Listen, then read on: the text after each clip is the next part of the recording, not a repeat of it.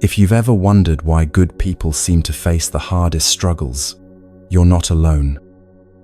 Tonight, we're going to explore one of humanity's oldest questions through the gentle lens of Buddhist wisdom. But this isn't just about understanding, this is about healing. This is about discovering that every challenge you've faced has been preparing your soul for something beautiful. Welcome to Moonmine Temple, a sacred space where ancient wisdom meets modern healing. I'm here with you tonight, and whether you're seeking peaceful sleep, relief from life's burdens, or simply a moment of deep understanding, you've found your sanctuary. Many of us carry a quiet pain. We try to live with kindness. We help others without expecting anything back. We choose patience over anger.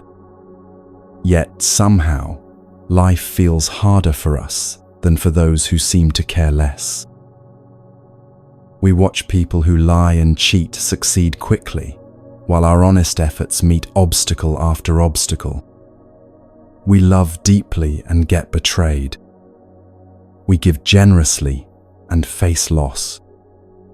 We remain faithful to our values and feel isolated in a world that seems to reward the opposite.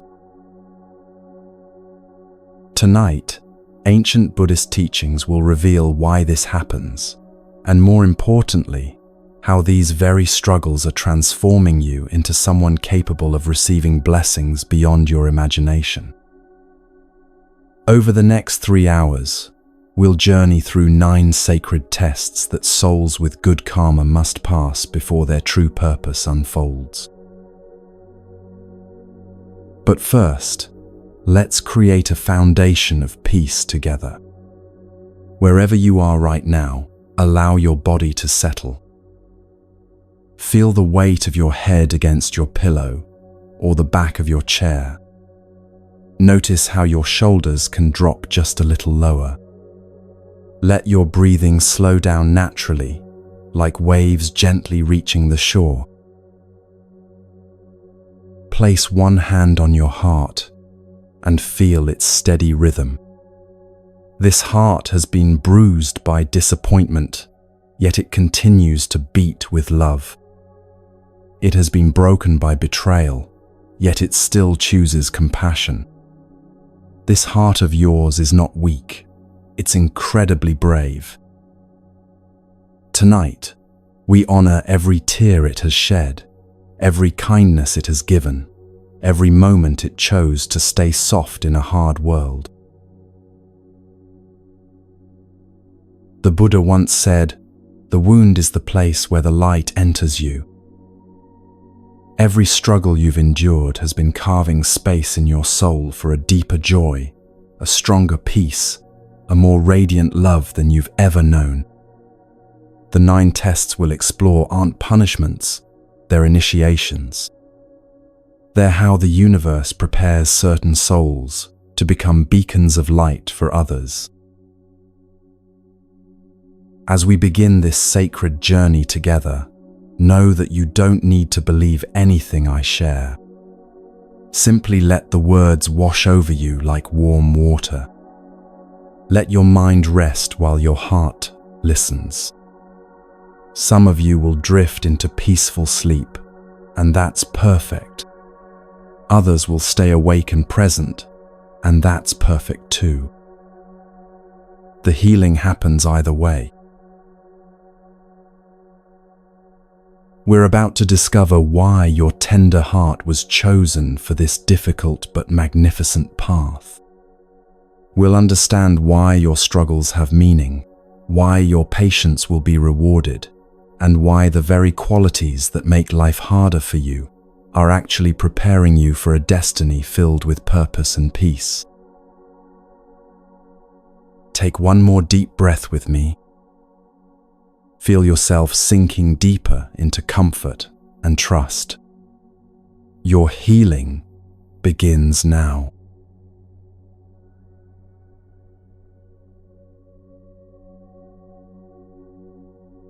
Many of us know this feeling all too well. You live with genuine kindness, never intending harm, always trying to help when you can. Yet somehow, you become the target of whispers, blame, and doubt. You do the right thing, but people assume you're pretending. You help someone quietly, asking for nothing in return, only to discover rumors spreading about your motives. You choose silence to avoid conflict, but others interpret your peace as guilt. This is the first spiritual test that pure-hearted souls must face, the mirror of misunderstanding. And if you're experiencing this right now, feeling hurt and confused by how others see you, let me share an ancient story that might bring you comfort.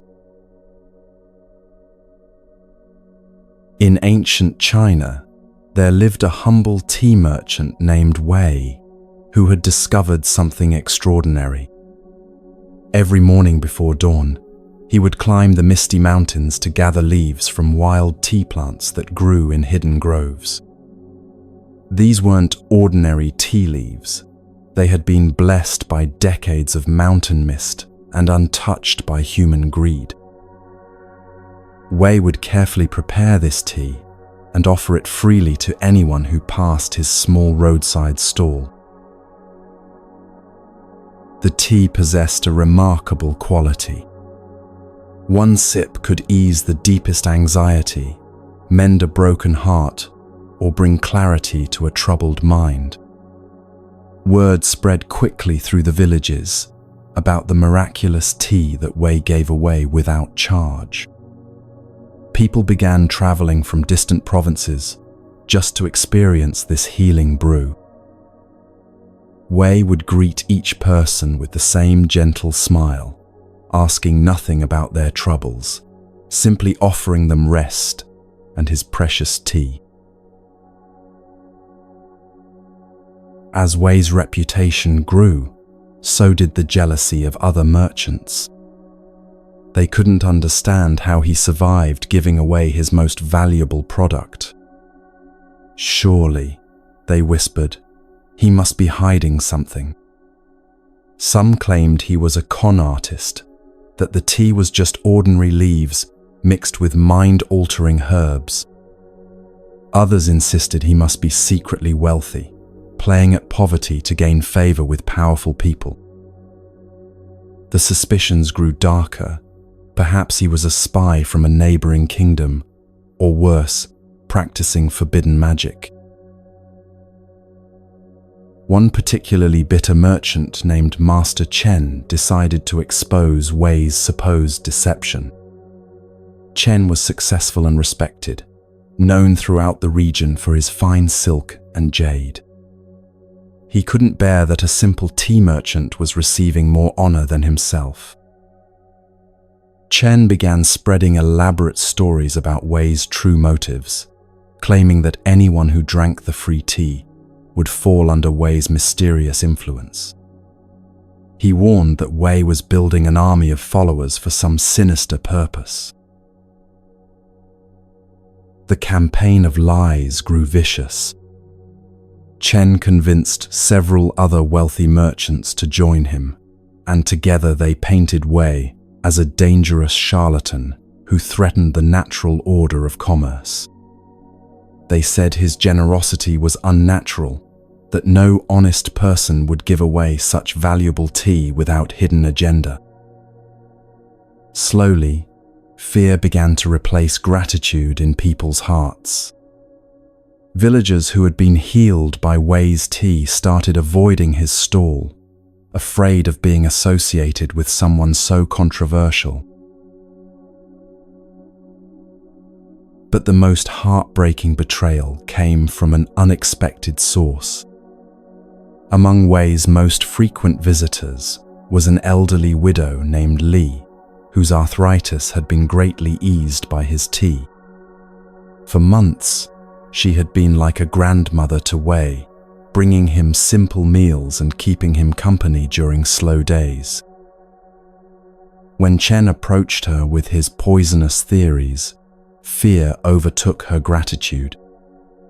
She began to wonder, why would someone be so kind without wanting something in return? Her own son had abandoned her. Her neighbors ignored her suffering, yet this stranger offered daily healing. It did seem too good to be true. One morning, Li arrived at Wei's stall not for tea, but for confrontation. With tears in her eyes and fear in her voice, she accused him of manipulating her, of using her loneliness for his own mysterious purposes. She demanded to know what he really wanted, what scheme he was planning. Other villagers, emboldened by her courage, joined in the accusations. They surrounded Wei's stall, hurling suspicions and demanding explanations. Someone knocked over his carefully prepared tea, spilling the sacred brew into the dust. Wei watched it all in silence. His life's work pooling in the dirt, his reputation destroyed by fear and jealousy, people he had helped now viewing him as an enemy. When they finished their accusations and demanded his response, Wei simply bowed deeply to each person. Then he spoke, his voice gentle as mountain mist. "I have received your gift of showing me my attachment to being understood. Thank you for this teaching." The crowd expected anger, defensive explanations, or at least hurt feelings. Instead, they witnessed something that confused and unsettled them, genuine gratitude for their betrayal.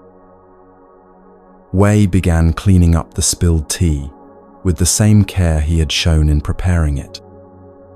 He gathered his few belongings and prepared to leave the village forever. As he walked away, he turned back once to bow again to the crowd, including Li and even the merchants who had orchestrated his downfall. Years later, Master Chen's business empire crumbled due to his own greed and dishonesty. The widow Li, now suffering worse than ever without Wei's healing tea, spent her final days wondering if she had destroyed the only person who had ever truly cared for her welfare. But Wei had vanished completely, some say returning to the mountains to serve the tea plants themselves. Others believe he continued his work in distant lands, still offering healing to strangers who might never understand his true heart. This story illuminates the deepest truth about being misunderstood by those we serve. Wei didn't defend himself because he understood something profound. People's misunderstanding of him was actually their own spiritual test, not his. His test was whether he could maintain pure motivation even when his purity was questioned. Their test was whether they could recognize authentic love when it appeared in their lives. In Buddhist wisdom, this is called the mirror teaching. When people misunderstand your kindness, they are often projecting their own fears and limitations onto you. Someone who has never experienced unconditional love will always suspect conditions. Someone whose own generosity comes with strings attached cannot imagine generosity without strings. Their accusations reveal their own inner landscape, not yours. The Buddha taught that attachment to being seen correctly is one of the subtlest forms of ego. We think we want recognition for noble reasons, to inspire others, to encourage more kindness in the world. But often, we're actually attached to the good feeling that comes from being appreciated. When Wei thanked his accusers, He was demonstrating true freedom, freedom from needing external validation for internal worth. Think about your own experiences with this painful test. Perhaps you've been the helpful coworker whose efforts were seen as manipulation. Maybe you're the family member whose sacrifices are taken for granted or viewed with suspicion. You might be the friend whose loyalty is questioned precisely because you're so loyal. In our modern world, authentic kindness often seems suspicious because it's become so rare. Social media has made this test even more challenging. We post about helping others and get accused of virtue signaling. We share our struggles and get told we're seeking attention. We remain private and get accused of being fake or hiding something. It seems impossible to win, and that's exactly the point. The game itself is rigged to teach us to stop playing. Let's practice healing this ancient wound together. Close your eyes gently and imagine yourself as Wei, standing in that village square surrounded by accusations. Feel the hurt of watching your gifts being rejected, your motives questioned by people you've served with love. Notice where this pain lives in your body, perhaps as tension in your chest, heat in your face, or heaviness in your stomach. Now breathe slowly and deeply, imagining Wei's remarkable response. Feel what it would be like to thank your accusers for showing you where you're still attached to being understood. This doesn't mean their accusations are true. It means their misunderstanding has revealed your own subtle need for appreciation. Breathe out the burden of proving yourself to anyone. Breathe in the freedom of knowing your own heart. The Buddha once said, "Hatred is never appeased by hatred in this world. By non-hatred alone is hatred appeased." This is a law, eternal. When you respond to misunderstanding with defensiveness, you create more misunderstanding. When you respond with gratitude for the teaching, you transform the entire dynamic. You become like Wei, someone so secure in their own purity that they can appreciate even betrayal as a spiritual gift. Feel your shoulders relaxing as you release the need to control others' perceptions of you. Notice how much energy you've been using to defend, explain, and prove yourself. All of that energy can now flow back into simply being who you are, kind, generous, authentic, whether anyone recognizes it or not. But here's the most beautiful part of Wei's story that many miss. By not defending himself, by accepting the misunderstanding with grace, he actually planted seeds of truth in every heart present that day. Years later, when people remembered his response, they began to question their own assumptions. His gratitude for betrayal was so unusual, so contrary to human nature, that it haunted them in the best possible way. Some eventually realized they had witnessed something holy and spent the rest of their lives seeking that same inner freedom. This is the secret power of passing the first test. When you stop needing to be understood, you become mysteriously magnetic to those who are ready for truth. When you release the burden of managing others' opinions, you gain the lightness to soar above the realm where opinions matter. You become like mountain mist, impossible to grasp, but touching everything with gentle blessing. As your breathing deepens and your body settles more completely, feel yourself embodying Wei's remarkable freedom. Imagine carrying his secret with you into tomorrow, the knowledge that your worth doesn't depend on anyone's recognition. Your love doesn't require anyone's understanding. Your purpose doesn't need anyone's approval.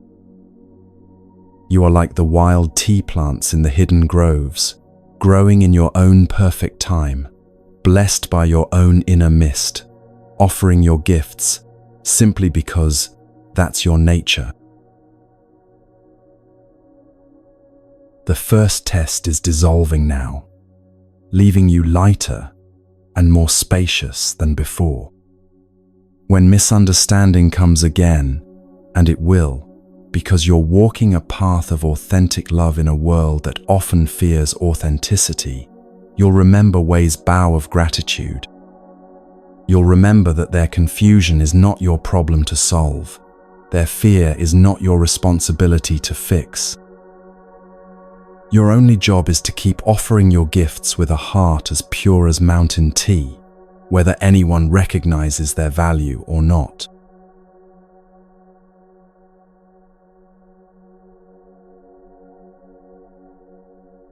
The second test often arrives quietly, like morning fog settling into your bones. It's the peculiar ache of feeling fundamentally different from the world around you. You look at your friends, your family, your co-workers, and sometimes feel like you're speaking a different language entirely. They chase achievements, accumulate possessions, compete for status, while you find yourself drawn to deeper questions. They seem content with surface-level connections, while you long for conversations that touch the soul. They rush through life-consuming experiences, while you prefer to sit quietly and let life reveal its mysteries to you. This sacred solitude isn't the ordinary loneliness that comes from being rejected or excluded. It's the profound isolation that comes from seeing the world through different eyes. You haven't been cast out. You've grown beyond the comfortable boundaries that once contained you. And that growth, while beautiful, can feel devastatingly lonely. Let me share with you a story from the mountains of Tibet, where a young monk named Tenzin discovered the difference between being alone and being lonely. Tenzin had spent 3 years in a bustling monastery, surrounded by hundreds of fellow monks. He participated in every ceremony, joined every debate, shared every meal in the great hall, filled with laughter and spiritual discussion. By all appearances, he was thriving in this community of seekers.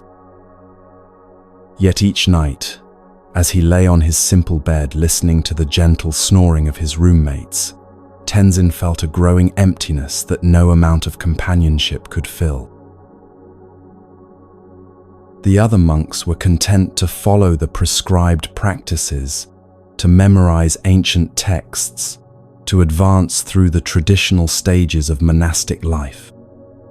But Tenzin found himself asking questions that made his teachers uncomfortable. Why do we chant these words if we don't truly feel their meaning? Why do we seek enlightenment as if it were a distant prize rather than recognizing it in this very moment? Why do we speak of compassion for all beings while competing with each other for the Master's approval?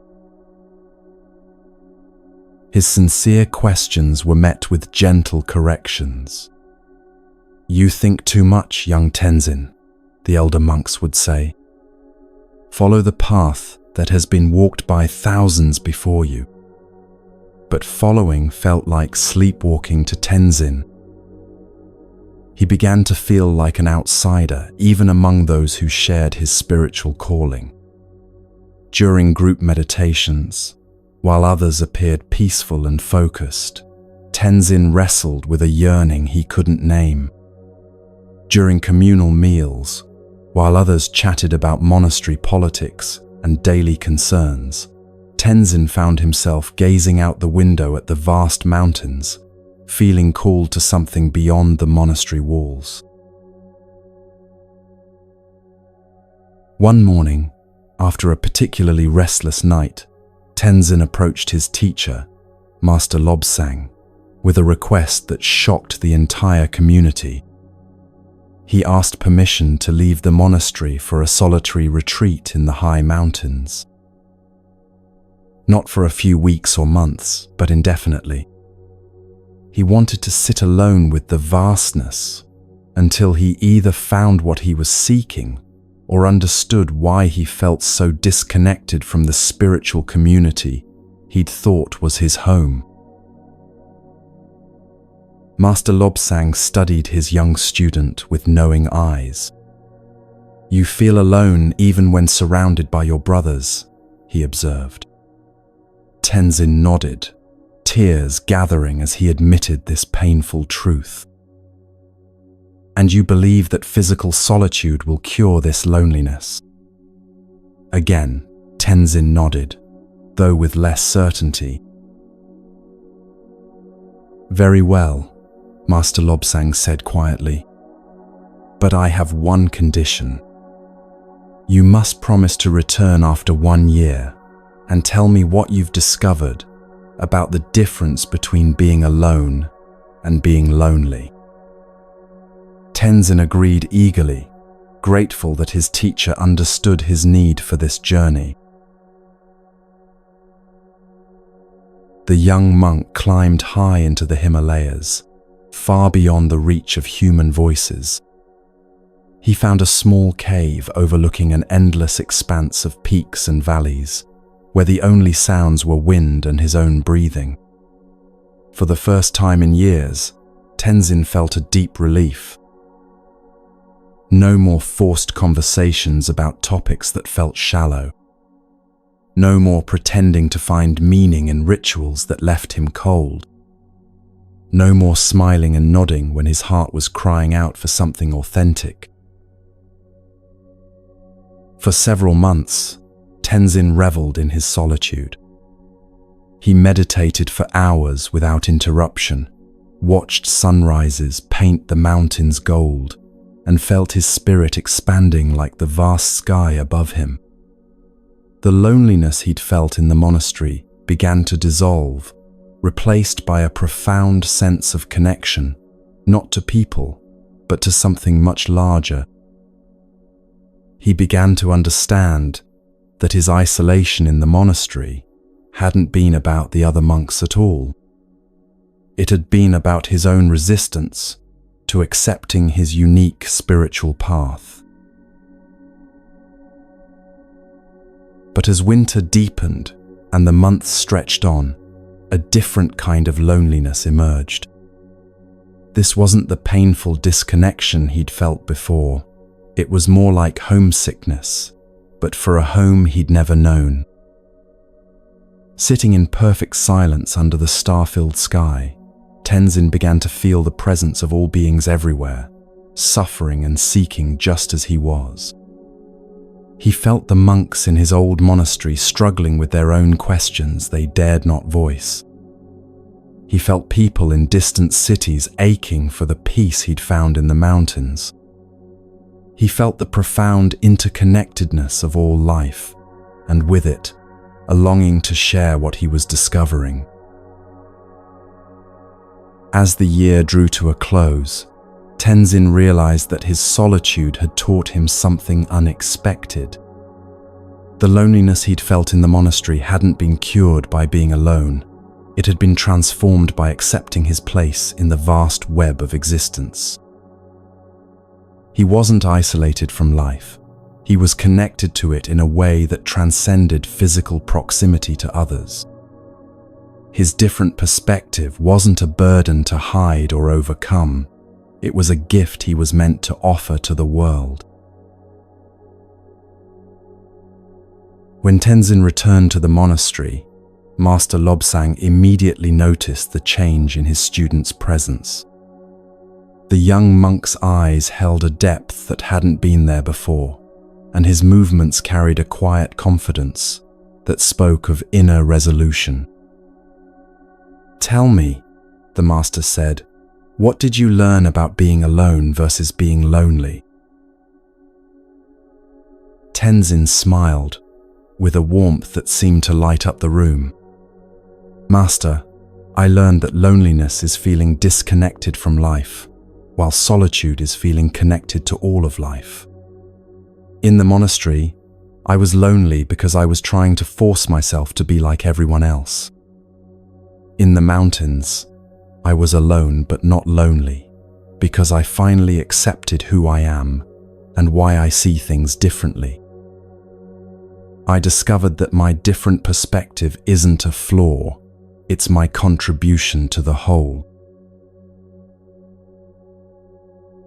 Master Lobsang nodded slowly. "And now? Now I can be with others without losing myself, and I can be alone without feeling abandoned.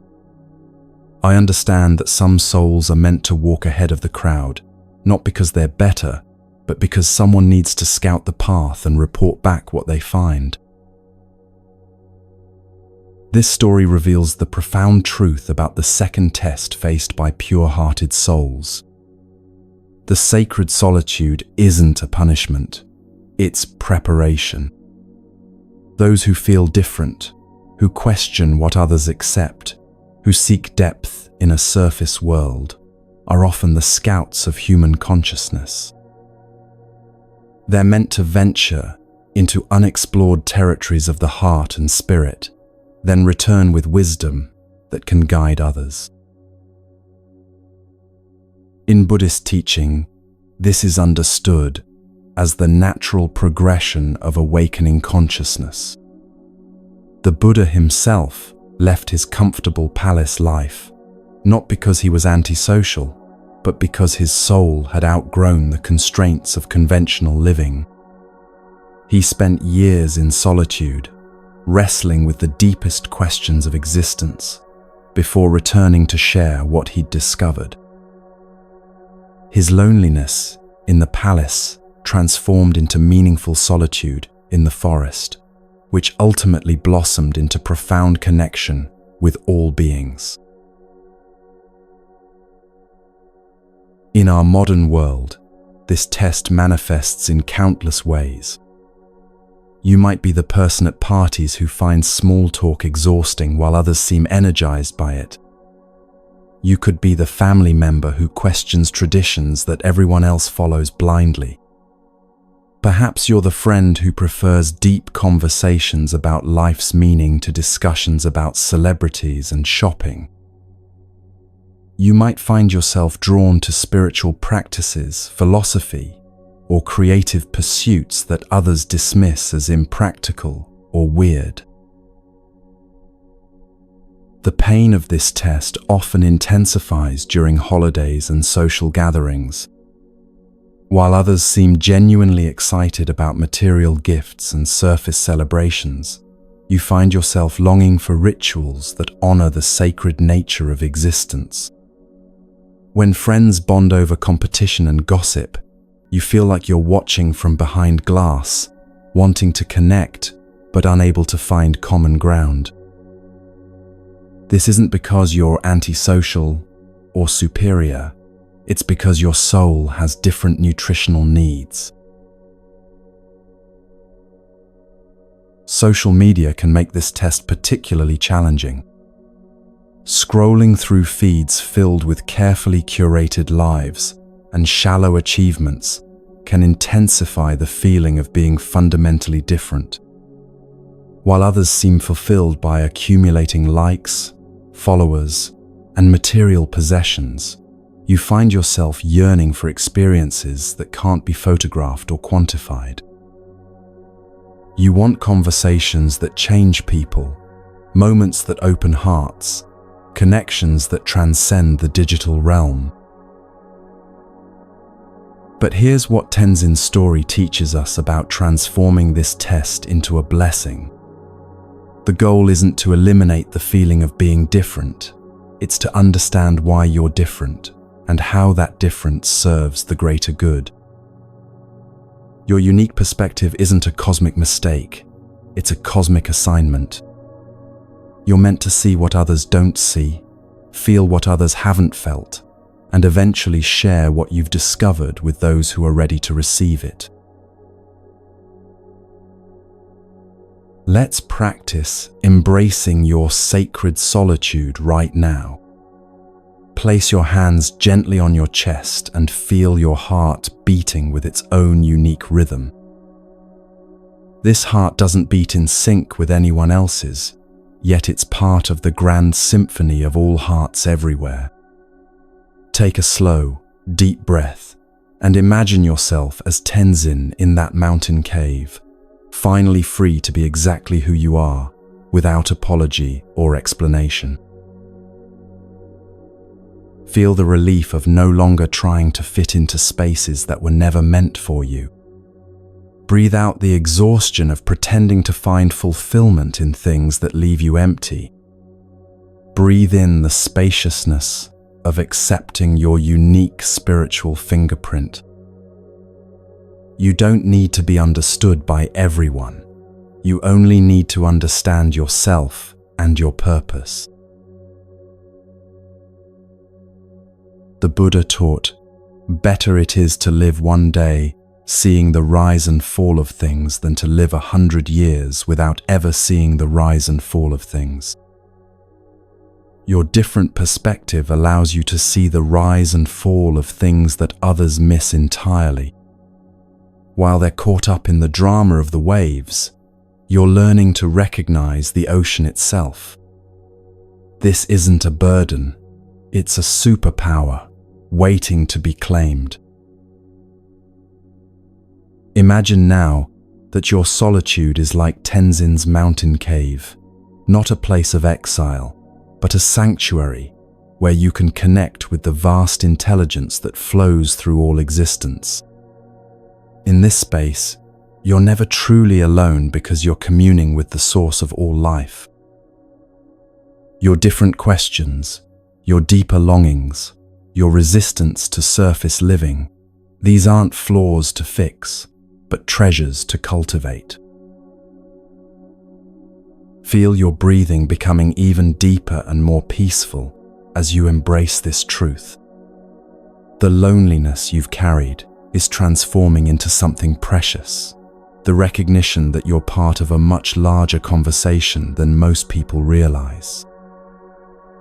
You're connected to every seeker who has ever felt out of place in their time, every mystic who has chosen depth over popularity, every soul who has dared to question the unquestioned. Some of the most beautiful contributions to human consciousness have come from those who felt fundamentally different from their contemporaries. Artists who painted what others couldn't see, writers who articulated what others couldn't express, spiritual teachers who pointed toward truths that others couldn't perceive. Their initial loneliness was the price of admission to discovering gifts that would eventually bless countless lives. As you rest in this understanding, notice how your body is releasing the tension of trying to be someone you're not. Your shoulders are dropping, your jaw is softening, your breath is flowing more freely. This is what it feels like to come home to yourself, not the self that others expect you to be, but the self that you actually are. The self that sees beauty in simple moments, finds meaning in quiet experiences, and trusts the wisdom of your own unique path. The second test is revealing its hidden gift now. Your sacred solitude isn't isolating you from love, it's connecting you to a love so vast that it includes everything and everyone, even those who don't understand you yet. You're not alone in your differentness. You're part of an invisible community of souls who are helping humanity evolve to new levels of consciousness. Your questions are their questions. Your longings are their longings. Your search is their search. Feel yourself sinking deeper into peace as you realize that your path of sacred solitude is actually a path of profound service. By being true to your unique perspective, by honoring your different way of seeing, you're helping to expand what's possible for human consciousness. You're like Tenzin returning from the mountain, carrying wisdom that can only be gained through walking the path less traveled. Your differentness is not your burden, it's your gift to a world that desperately needs new ways of seeing, feeling, and being.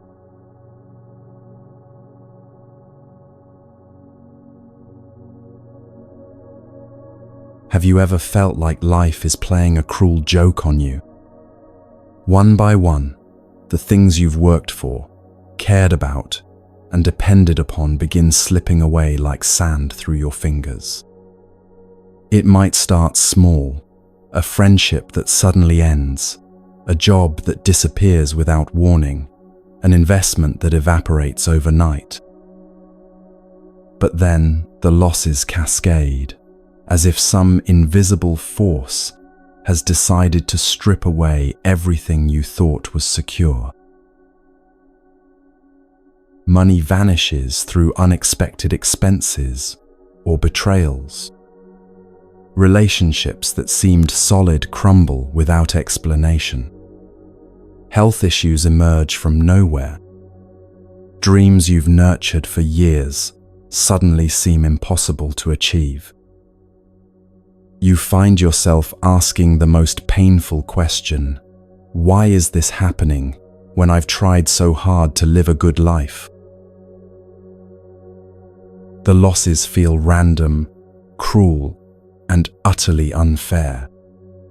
You watch people who lie and cheat continue to prosper, while your honest efforts result in one setback after another. What if I told you that these losses aren't punishments at all, but the universe's way of preparing you for blessings so magnificent that you need to be completely empty to receive them? In a small mountain village in old Japan, there lived a potter named Kenji, whose ceramic bowls were considered the finest in all the land. Each piece he created was a masterwork, sought after by nobles and common people alike. Kenji had inherited his skills from 8 generations of potters, along with the ancient kiln that was the heart of his workshop. His shelves were lined with treasures, rare glazes passed down through centuries, tools crafted by master artisans, and pieces representing decades of perfected craft. Kenji lived simply but comfortably, supported by steady income and the deep satisfaction of creating beauty with his hands. He was known not just for his skill, but for his generous heart. When villagers couldn't afford his work, he would often give pieces away, saying that beauty belonged to everyone. When young people showed interest in pottery, he taught them freely, never hoarding his techniques. One autumn evening, as Kenji closed his workshop after a productive day, he noticed something troubling. His prized ancient kiln was making an unusual sound, a deep, ominous cracking that seemed to come from its very foundation. By morning, the sound had become a visible split running through the kiln's wall. Within days, the crack had spread so extensively that the kiln was no longer safe to use. Without the kiln, Kenji couldn't fire his pottery, and without fired pottery, he had no way to earn a living. The cost to rebuild was enormous, more than he had ever possessed at one time. He was forced to sell his most precious pieces, the glazes that had taken generations to perfect, and even his finest tools. But the money still wasn't enough. As winter approached, Kenji's situation grew desperate. His workshop, once filled with the promise of creation, now echoed with the hollowness of loss. Some nights, he would sit among the empty shelves, wondering if this was punishment for some unknown wrongdoing. Had he been prideful about his skills? Had he taken his good fortune for granted? But the losses weren't finished with Kenji yet. One harsh winter night, a fire broke out in the village, spreading from house to house with terrifying speed. Kenji's workshop, with its remaining tools and unsold pieces, was consumed entirely. He stood in the snow watching 8 generations of his family's legacy turn to ash, feeling as though his very identity was burning away with it. In the depths of this devastation, something unexpected happened. Old Master Yamamoto, a reclusive tea master who lived high in the mountains, appeared at what remained of Kenji's workshop. Yamamoto was legendary, a man who possessed wisdom that transcended ordinary understanding and rarely descended from his mountain retreat. "I have been watching your journey," Master Yamamoto said quietly, his breath visible in the cold air. "And I have a question for you. What were you really creating in this workshop? Pottery or attachment to pottery?" Kenji found himself speaking more honestly than he ever had before. "I thought I was creating beauty, Master, but perhaps I was creating chains that bound me to a single way of being in the world." Master Yamamoto nodded slowly. "The universe has a strange way of loving us. Sometimes it takes away everything we think we need, so we can discover what we actually need. Tell me, in all your years of creating pottery, when did you feel most alive?" Kenji thought for a long moment, then answered with surprise in his voice, "When I was teaching young people, Master. When I watched their faces light up the first time they successfully centered clay on the wheel. When I saw them discover that they could create something beautiful with their own hands." "And tell me," the master continued, "what do you need to teach someone to center clay and create beauty?" Kenji looked around at the ruins of his workshop, then back at his empty hands. Slowly, understanding began to dawn on his face. "Nothing," he whispered. "I need nothing but clay, water, and these hands. Everything else, the fancy tools, the perfect kiln, the workshop filled with treasures, those were luxuries, not necessities." Master Yamamoto smiled. "The fire didn't destroy your ability to create, Kenji. It destroyed your dependence on things that were never essential to your true gift. You were known as the finest potter in the region, but you were meant to be something even more valuable, a teacher who helps others discover their own creative power. The universe had to empty your hands completely so you could see what you were really meant to hold."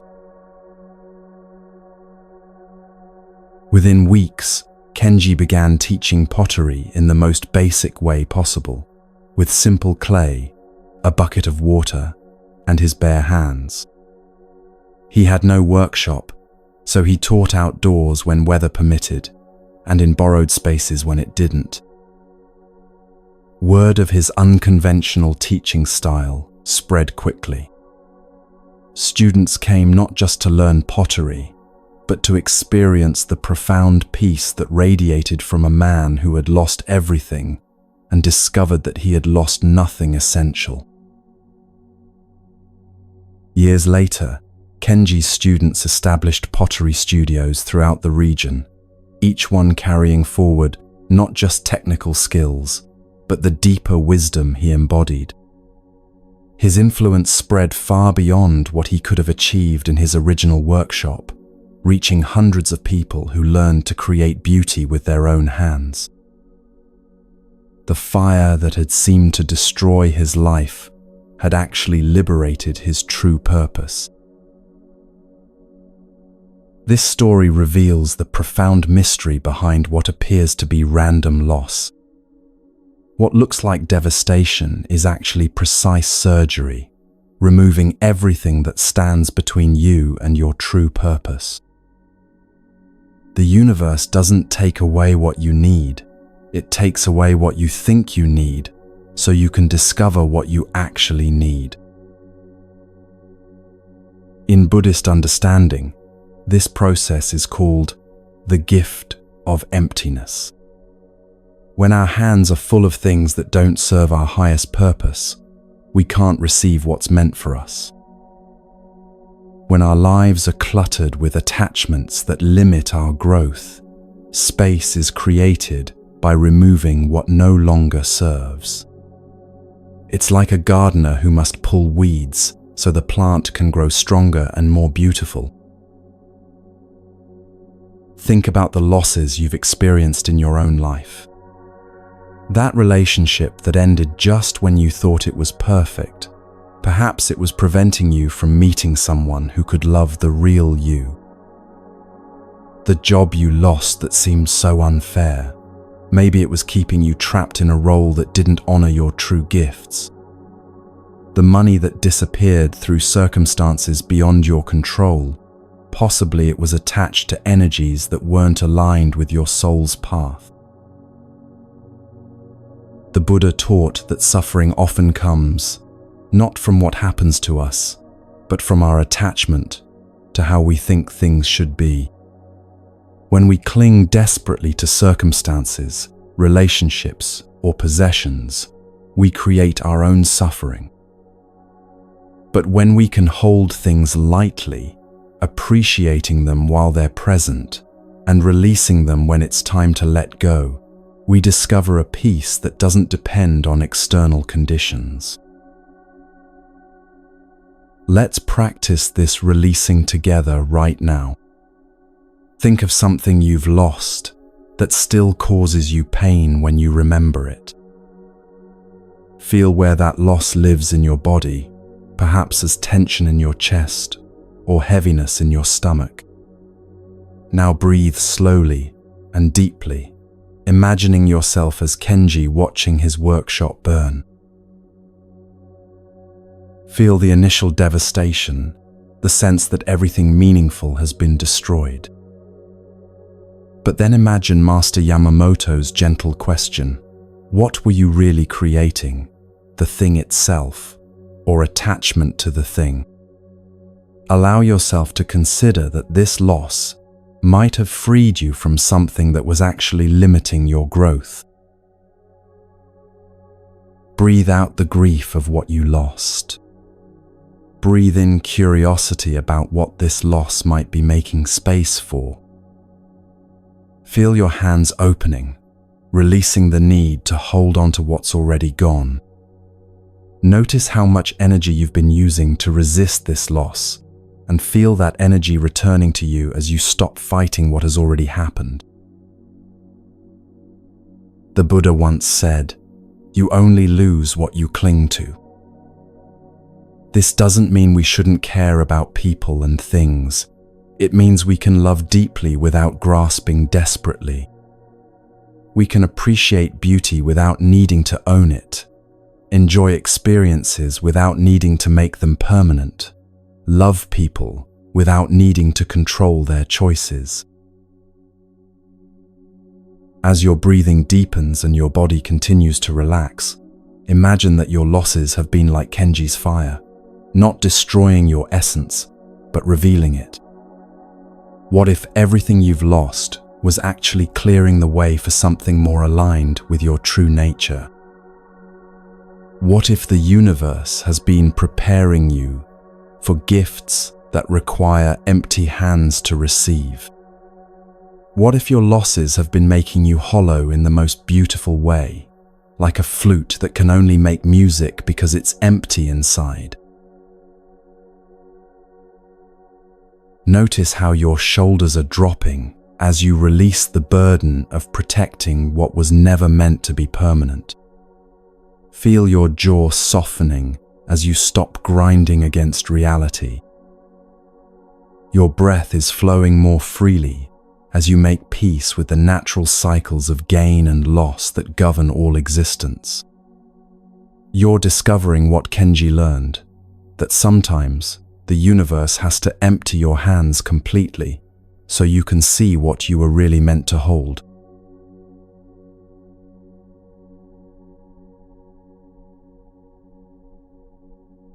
The fourth test cuts deeper than any stranger's misunderstanding, hurts more than any material loss. This is the pain that arrives through the hands of those we love most, our children, our parents, our partners, our closest friends.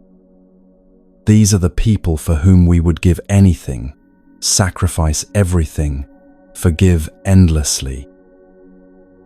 Yet somehow, they become the source of our deepest wounds. You might be the parent who gave everything to raise your children with love and wisdom, only to watch them choose paths that break your heart. Perhaps you're the adult child who honored your parents through every difficulty, yet they favor your sibling who rarely calls. Maybe you're the spouse who remained faithful through every challenge, only to discover betrayal where you expected loyalty. The cruel irony is that the depth of your pain directly reflects the purity of your love. Let me share with you a story from ancient China that illuminates why this test comes to those with the purest hearts. In the mountains near the old capital, there lived a merchant named Master Chen who had dedicated his entire life to his only son, Liang. Chen's wife had died in childbirth, leaving him to raise the boy alone while managing a successful tea trading business. Chen's love for his son was legendary in their region. He refused lucrative opportunities that would have required long travels, choosing instead to remain close to home so he could be present for every stage of Liang's development. As Liang grew into a young man, Chen began gradually transferring more responsibility to him, dreaming of the day when they would work as true partners. Everything Chen did, every sacrifice he made, every decision he weighed, was filtered through a single question: what would be best for Liang? But as Liang entered his 20s, something began to change. Liang started spending time with a group of younger merchants who operated with very different principles. They spoke of business as warfare, customers as targets to be conquered, and profit as the only measure of success. Gradually, Liang started implementing changes without consulting Chen, cutting corners that Chen had always maintained, pressuring customers that Chen had always treated with respect. When Chen tried to discuss these changes, Liang's responses grew increasingly harsh. "You've become an obstacle to progress, father," he said during one particularly painful conversation. "Your old-fashioned methods are holding us back. Maybe it's time for you to step aside and let someone with modern vision lead this business." Chen felt each word like a physical blow, not because of any concern for his own position, but because he could see his son transforming into someone he no longer recognized. The transformation accelerated when Liang secretly borrowed against the business to fund increasingly risky ventures with his new associates. When these investments failed catastrophically, Chen discovered that their family business was suddenly drowning in debt. Rather than take responsibility, Liang blamed his father's conservative influence. "If you had supported my vision instead of undermining it," he declared, "none of this would have happened." Chen sold everything he personally owned to save the business, giving up his comfortable home, his cherished possessions, even his late wife's jewelry to cover Liang's debts. Through it all, he never once reproached his son publicly or threatened to disinherit him. His love remained constant, even as his heart was breaking. But Liang's final betrayal was still to come. Humiliated by the business failure, he decided to leave town entirely. On the night before his departure, he came to his father not to seek forgiveness, but to demand his inheritance. "You owe me this," he said coldly. "Give me whatever money remains, so I can start fresh somewhere else." Chen looked at his son and saw a stranger. With tears flowing down his weathered face, Chen gave Liang the last of their money. As his son counted the coins without a word of thanks, Chen whispered, "I failed you, my son. Not by loving you too little, but by not teaching you how to love yourself." Liang left that night without looking back. For months, Chen wrestled with the most painful questions a parent can face. Where had he gone wrong? Had his love been too generous, too protective? One evening, as Chen sat in meditation, an old memory surfaced with startling clarity. He remembered his own father, a simple farmer whom Chen had once felt frustrated by, embarrassed by his lack of sophistication. Only years later had he come to appreciate the quiet wisdom his father had embodied. In that moment of remembering, Chen experienced a profound shift in understanding. Perhaps Liang's rejection wasn't a failure of love, but a necessary part of his son's journey toward discovering his own authentic path. Perhaps the values Chen had tried to teach couldn't be inherited like money, but had to be earned through personal experience and eventual awakening. Maybe his role as a father wasn't to prevent his son from making mistakes, but to love him unconditionally through whatever mistakes he needed to make. This realization brought Chen an unexpected peace. He began to see that his love for Liang had been pure and necessary, regardless of how it was received. Love given freely is never wasted, even when it appears to be rejected, because it becomes part of the recipient's story forever. Years passed, and Chen rebuilt his life on a smaller scale, creating a tea shop where people could find peace and simple wisdom. One autumn afternoon, nearly a decade later, Chen looked up to see a familiar figure in the doorway. His son had returned, but the arrogant young man who had left was gone, replaced by someone humbled by years of struggle. "Father," Liang said quietly, his voice breaking. Chen looked up calmly, feeling his heart expand with the same love that had never actually diminished. "Welcome home, my son," Chen replied simply. No explanations were demanded, no apologies required, as a condition of acceptance. Over tea, Liang shared his story of the intervening years, the failures that had taught him humility, the gradual recognition that everything his father had tried to teach him had been wisdom, not weakness. "I understand now," he said through tears. that you loved me not for what I accomplished, but for who I was. And I threw that gift away because I didn't understand its value." Chen smiled with infinite tenderness. "My son, love that can be thrown away was never really love. True love is like the sun. It continues to shine, whether or not we face toward it. Your rejection taught me to love you even more purely, without expectation or condition." This story reveals the profound mystery of the fourth test. The pain of betrayal by loved ones isn't punishment for loving too much. It's initiation into loving even more perfectly. When someone you love deeply hurts you profoundly, you're faced with the ultimate spiritual choice. Will you close your heart to protect yourself? Or will you learn to love without attachment to how that love is received?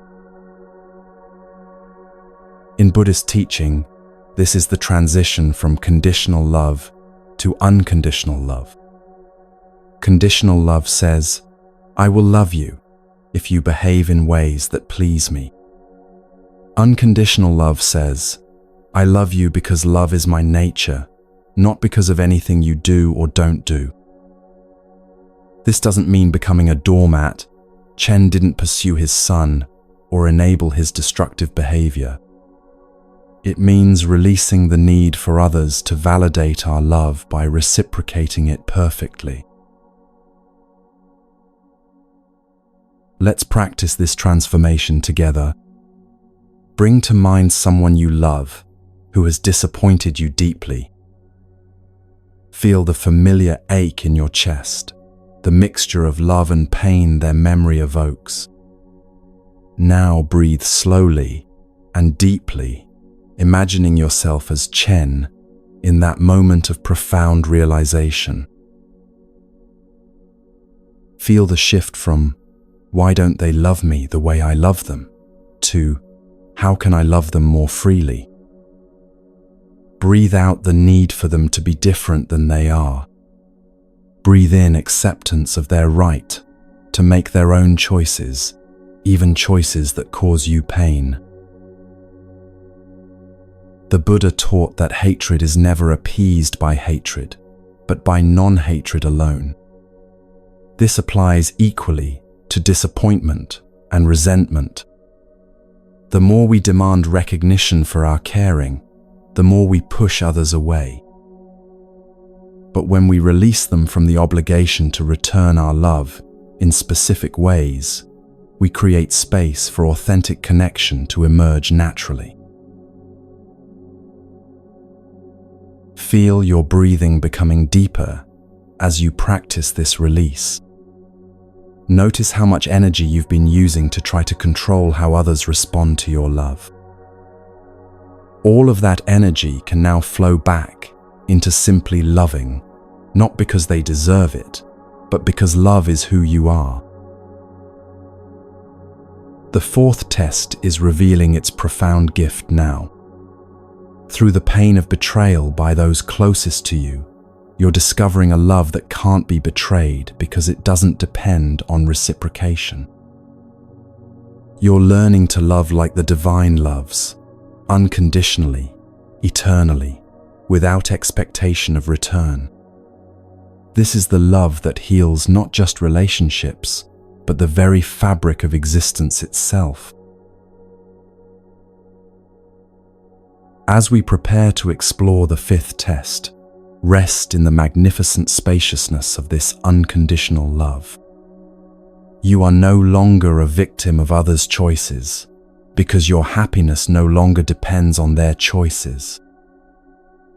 You are free to love as purely as Chen loved his son, through rejection and return, through every season of relationship, because love itself has become your refuge.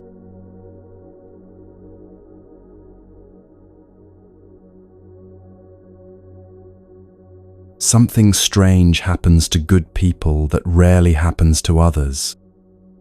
You find yourself targeted by individuals who seem to take genuine pleasure in destroying what is beautiful, who view your kindness as weakness to exploit, who work systematically to undermine everything positive you try to create.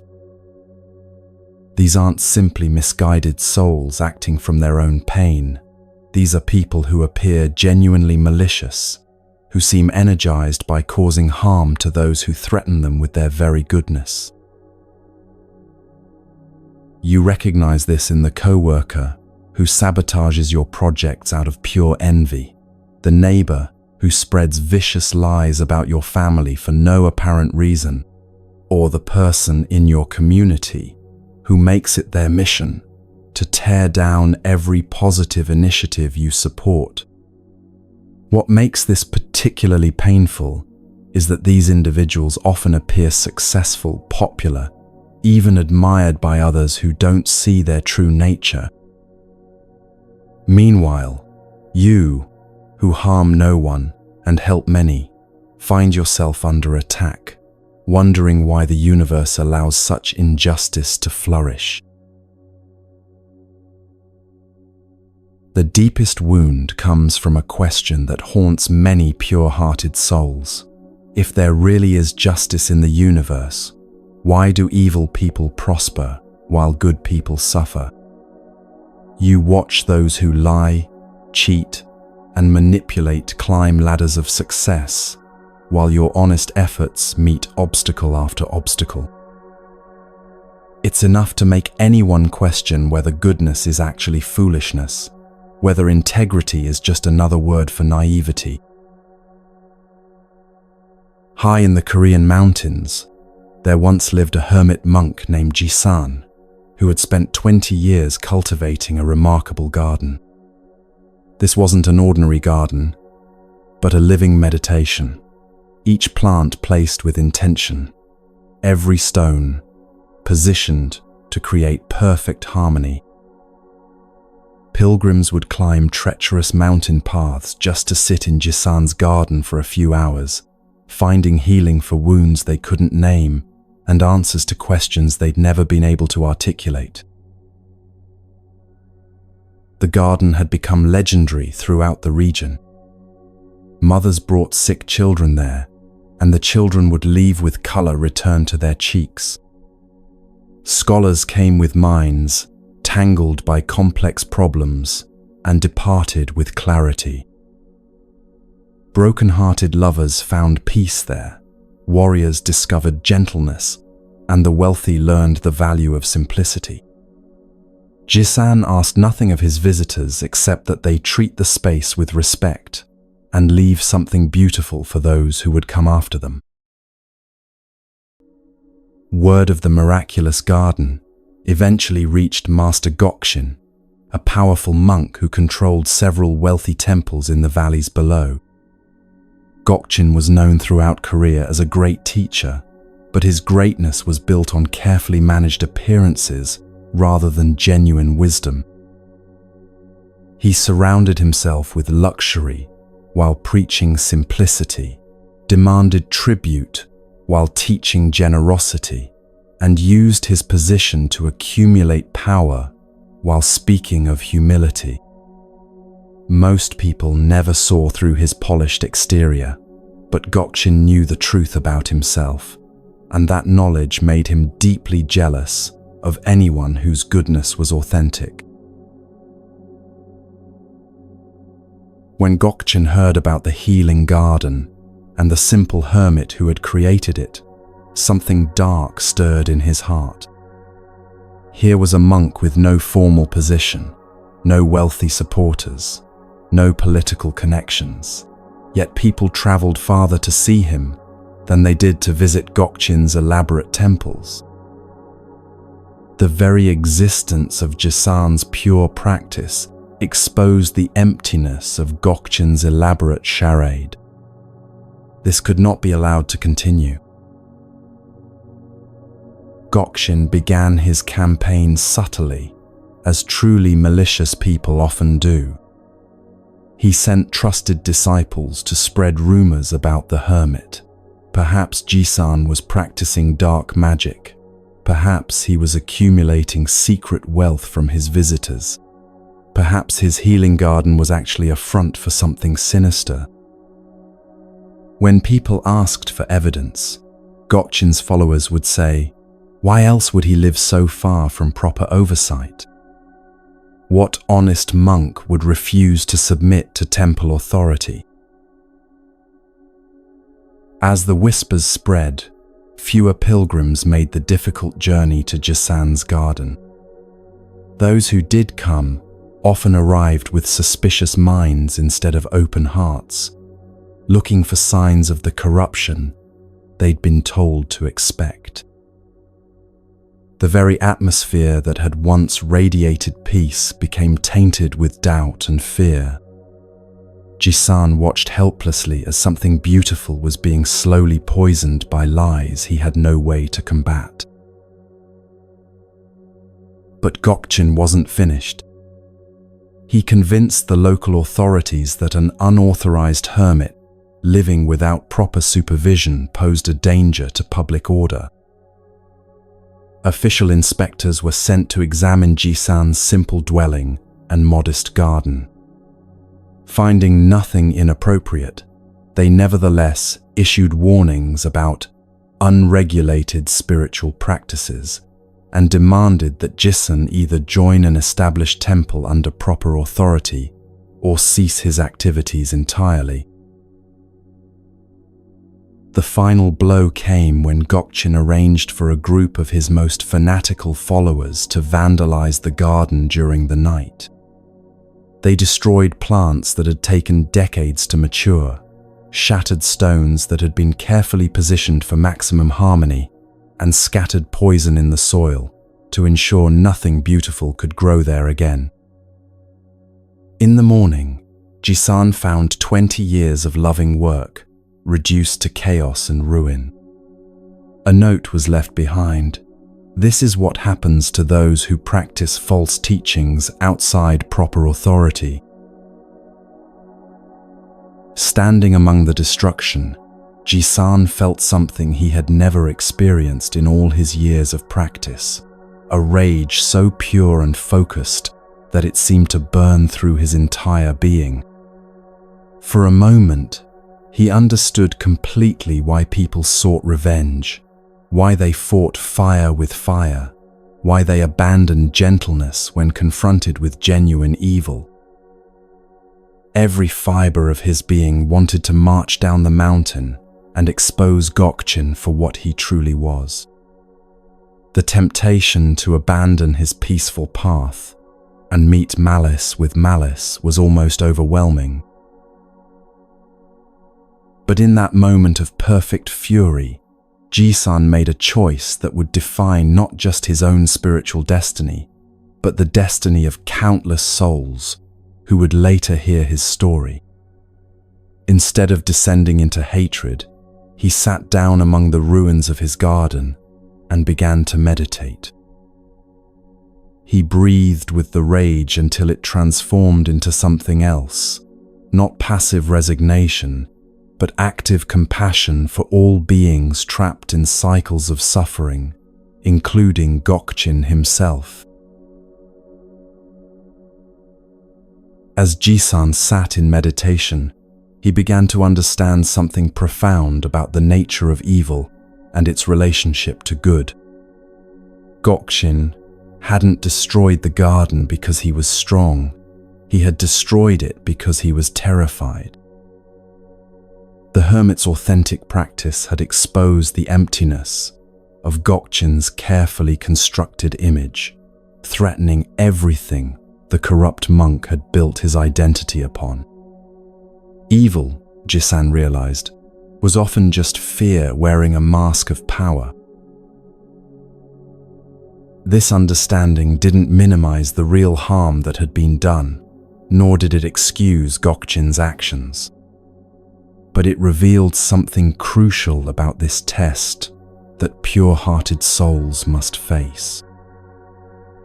When you encounter genuine malice, you're not just facing an external enemy, You're facing the ultimate test of whether your goodness depends on favorable conditions or whether it can maintain itself even in the presence of active opposition.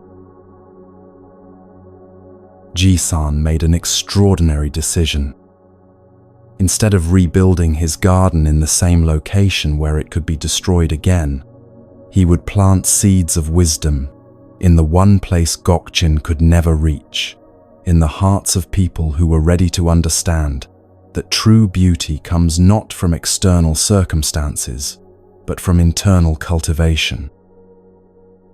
He began traveling from village to village, not to expose Gokchin's corruption, but to teach people how to create their own inner gardens that no external force could ever destroy. Years later, when Gokchin's inevitable downfall came through his own greed and corruption, people throughout the region had already learned a different way of living. They had discovered that the most powerful response to malice isn't revenge, but the creation of so much beauty and goodness that darkness can no longer find fertile ground in which to grow. Ji-san's destroyed garden had become thousands of inner gardens, each one more resilient than the original, because it was rooted not in favorable circumstances, but in unshakable understanding.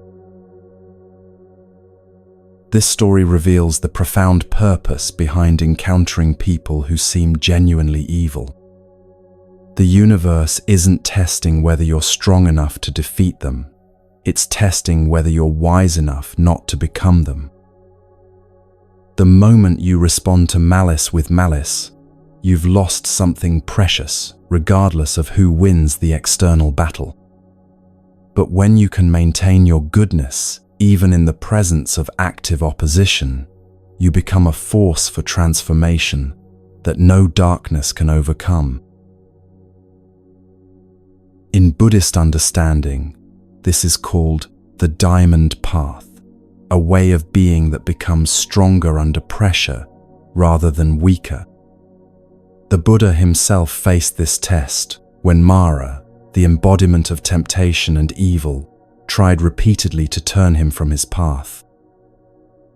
Each time, the Buddha's response was not to fight Mara, but to acknowledge his presence with compassion and continue walking toward enlightenment. This demonstrated something powerful, that evil can only maintain itself in the presence of reactive opposition. Think about your own encounters with this test. Perhaps you've faced workplace bullying from someone threatened by your competence, family sabotage from relatives, jealous of your happiness, or community opposition from those who profit from the very problems you're trying to solve. The natural human response is to fight back, to expose their tactics, to protect yourself by becoming harder and more defensive. But this test is asking you to find a third option, one that neither submits to evil nor becomes evil in response to it. Let's practice this diamond-like strength together. Bring to mind someone who has actively opposed your goodness, someone whose malice has caused you real harm. Feel the familiar anger, the justified outrage, the desire for them to face consequences for their actions. Now breathe slowly and deeply, imagining yourself as Ji-san sitting among the ruins of his garden. Feel the choice point between revenge and transformation. Breathe out the need to make them pay for what they've done. Breathe in the recognition that your goodness doesn't depend on their badness being punished. Your light doesn't need their darkness to be extinguished in order to shine. The Buddha taught, holding on to anger is like grasping a hot coal with the intent of throwing it at someone else. You are the one who gets burned. When you maintain your compassion in the face of malice, you're not doing it for them, you're doing it for yourself, and for all the people your example will inspire. You're proving that goodness is stronger than evil, not because it can defeat evil in battle, but because it can remain good even when evil does its worst. Feel your body relaxing as you release the burden of fighting darkness with darkness. Notice how much energy you've been using to resist, oppose, and defend against malicious people. All of that energy can now flow into creating beauty, spreading kindness, and building the kind of world you want to live in. Like Jisan discovering that his destroyed garden had become the seed for thousands of inner gardens, you're learning that every act of maintaining goodness in the face of evil plants seeds that will bloom in ways you may never see.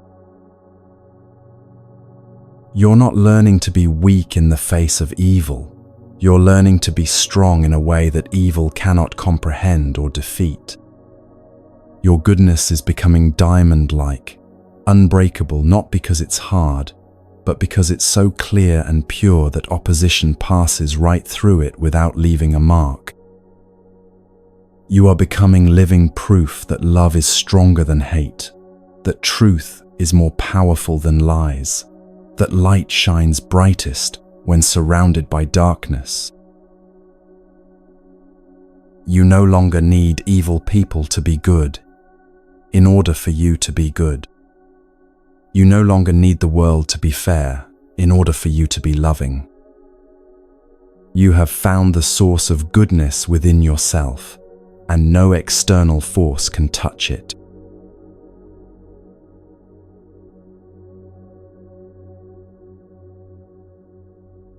The sixth test often feels like the cruelest joke the universe can play on a sincere heart.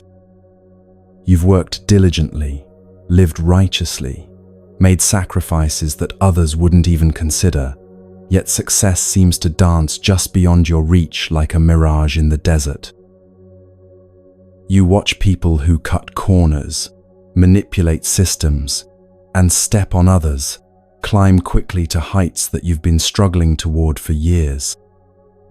Meanwhile, your honest efforts yield modest results, your integrity costs you opportunities, and your patience is tested by what feels like cosmic indifference to your worthiness. This isn't about wanting wealth or fame for selfish reasons. Often, those facing this test simply want stability, peace, the ability to help their families, or contribute meaningfully to their communities. Yet even these humble desires seem impossibly delayed, while others who seem less deserving receive abundance effortlessly. You begin to wonder if virtue is actually a handicap in a world that rewards the ruthless and clever rather than the good and patient. Let me share with you a story from ancient Tibet that reveals why this test comes to souls who are being prepared for something far greater than ordinary success. In a remote valley of the Himalayas, there lived a farmer named Tenzin, whose fields consistently failed despite his tireless efforts. Each spring, he would plant his barley with meticulous care, offering prayers to the mountain spirits and working from dawn until dusk to tend his crops. Yet year after year, something would go wrong: early frost, unexpected drought, or insect plagues that seemed to target only his fields while leaving his neighbors' crops untouched. His family grew thinner each winter, while others in the village prospered from their harvests. What made Tenzin's situation particularly painful was that his neighbor, Norbu, seemed to succeed effortlessly despite putting in half the effort. Norbu would plant his seeds carelessly, tend his fields sporadically, and spend most of his time drinking chang with friends in the village tea house. Yet Norbu's harvests were always abundant, his family well fed, his barns overflowing with surplus grain that he could sell for handsome profits. The contrast was so stark that people began to whisper about Tenzin being cursed or somehow disfavored by the gods. Tenzin's wife, Dolma, grew increasingly bitter as the years passed. "Why do we keep trying?" she would ask during their meager winter meals. "Maybe we should move to the city, find some other way to live. This land doesn't want us here." Their children, seeing other families enjoy abundance while they struggled with scarcity, began to question whether their father's dedication was wisdom or foolishness. But Tenzin found himself unable to abandon the land, drawn by something deeper than logical calculation. Each morning, despite the previous day's disappointments, he would wake before dawn and walk to his fields with the same careful attention his grandfather had taught him. He would examine each plant individually, speak softly to the soil, and offer gratitude even for the smallest signs of growth. His relationship with the land wasn't based on what it gave him, but on something he couldn't fully explain, a sense that he was meant to be there, learning something that couldn't be learned anywhere else. One particularly difficult autumn, after a hailstorm had destroyed yet another promising crop, Tenzin sat alone in his ruined field as the sun set behind the mountains. His family's food stores were nearly empty, winter was approaching, and he had no harvest to sell for the basic supplies they would need to survive. For the first time in his adult life, Tenzin felt his faith wavering. He looked across the valley at Norbu's perfect fields, golden with healthy grain, and wondered if his lifelong dedication had been a profound mistake.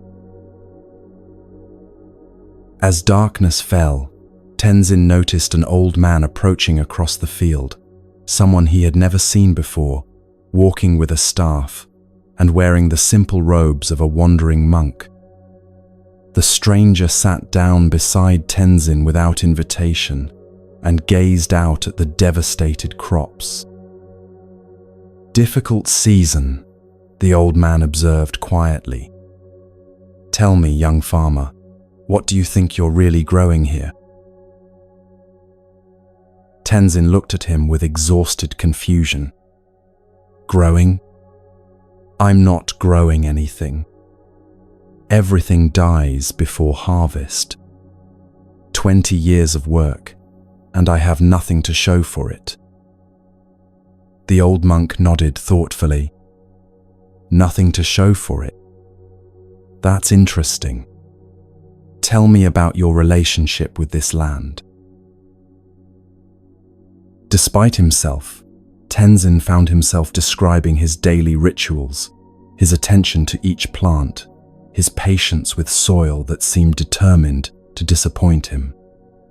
He spoke of mornings when he would sit quietly among his struggling crops, feeling connected to something larger than success or failure.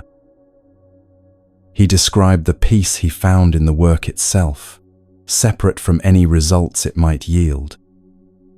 As he talked, the old monk's eyes began to gleam with understanding.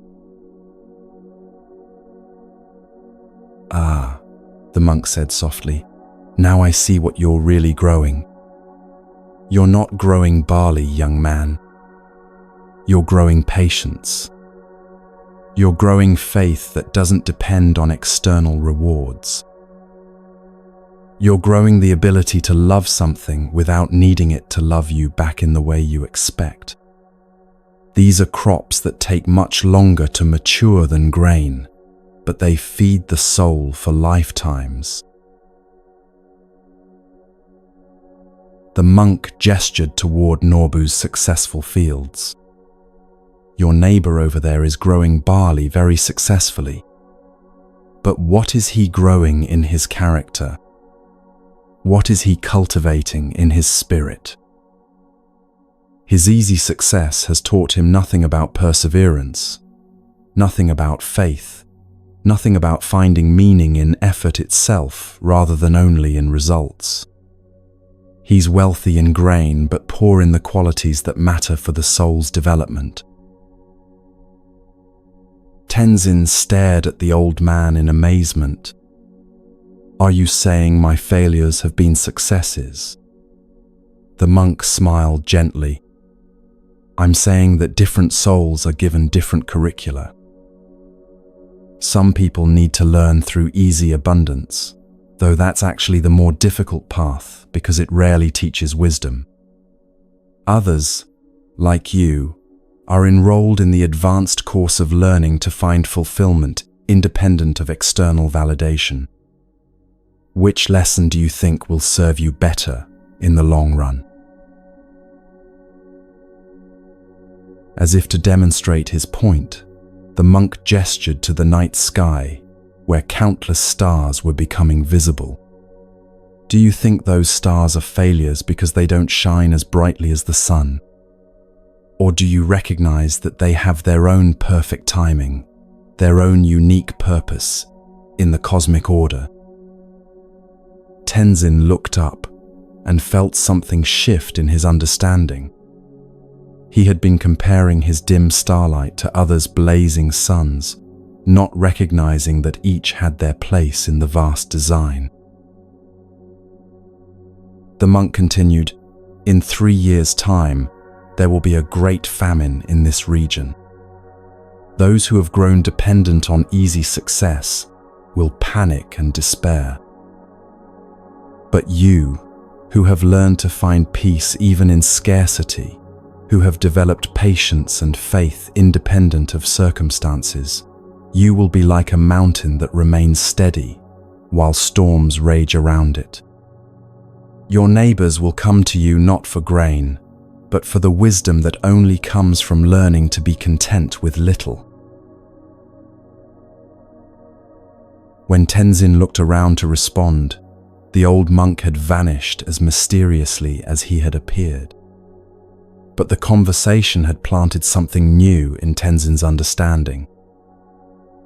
He began to see his years of struggle not as evidence of cosmic indifference, but as a specialized education in qualities that couldn't be learned through easy success. His delayed harvest wasn't punishment, it was preparation for a role he hadn't yet imagined. 3 years later, exactly as the mysterious monk had predicted, a severe drought devastated the entire region. Norbu, who had never learned to manage scarcity or find peace in difficult circumstances, fell into despair and eventually abandoned his land. But Tenzin, drawing on years of practice in finding contentment with little, not only survived the famine, but became a source of strength and wisdom for his entire community. People sought him out not for material resources, but for his remarkable ability to maintain hope and find meaning even in the darkest circumstances. This story illuminates the profound mystery of the sixth test. What appears to be delayed success is actually perfectly timed preparation. The universe isn't withholding rewards from you arbitrarily. It's ensuring that when your blessings arrive, you'll have the wisdom and character necessary to handle them well and use them to serve others. Easy success often creates shallow people, while delayed success grows deep souls. In Buddhist understanding, this is called the ripening of karma. Just as different fruits ripen at different times depending on their nature, different souls receive their rewards according to divine timing, rather than human impatience. A mango that ripens too early is bitter and inedible. A soul that receives success before developing the character to handle it often becomes corrupted by that very success. Think about your own experience with this test. Perhaps you've watched less qualified people receive promotions you deserved, seen less caring parents blessed with easier children, or observed less generous people enjoying greater abundance. The pain of these comparisons is real and understandable. But what if your delayed success is actually evidence of your soul's advanced curriculum rather than cosmic neglect? Let's practice embracing this deeper understanding together. Close your eyes and think of an area where you feel your efforts haven't received appropriate recognition or reward. Feel the familiar frustration, the sense of unfairness, the temptation to give up or compromise your standards. Now breathe slowly and deeply, imagining yourself as Tenzin, sitting in his failed field with the wise monk. Ask yourself, what am I really growing through this experience? Perhaps you're growing patience that will serve you in future challenges. Maybe you're developing compassion for others who struggle while watching others succeed easily. You could be learning to find fulfillment in the work itself rather than only in external validation. Breathe out the need for immediate results. Breathe in trust in perfect timing that you may not yet understand. The Buddha taught that comparison is the root of all suffering. When you measure your timeline against others, you're assuming that everyone should ripen at the same rate. But different souls have different destinies, different lessons to learn, different gifts to develop. Your delayed success isn't evidence of your unworthiness, it's evidence of your potential for something greater than ordinary achievement. Feel your breathing becoming deeper as you release the burden of keeping score with the universe. Notice how much energy you've been using to resist your own perfect timing. All of that energy can now flow into appreciating the unique education you're receiving, the specialized training that only comes through patient perseverance. Like Tenzin discovering that he was growing wisdom rather than barley, you're recognizing that your greatest harvest may be invisible to others, but invaluable to your soul's development. The sixth test is revealing its hidden blessing now. Your delayed success is creating within you something far more precious than quick achievement, the unshakable peace of someone whose happiness doesn't depend on external circumstances. When your blessings finally arrive, they'll find you prepared not just to receive them gracefully, but to use them wisely in service of something larger than yourself. You are becoming like the stars that the monk pointed to, not competing with the sun's brightness, but adding your own unique light to the perfect cosmic design. As we prepare to explore the seventh test, rest in this understanding of divine timing. Your season is coming, your harvest is growing, your preparation is nearly complete. Trust the process that has been strengthening you in ways you're only beginning to understand.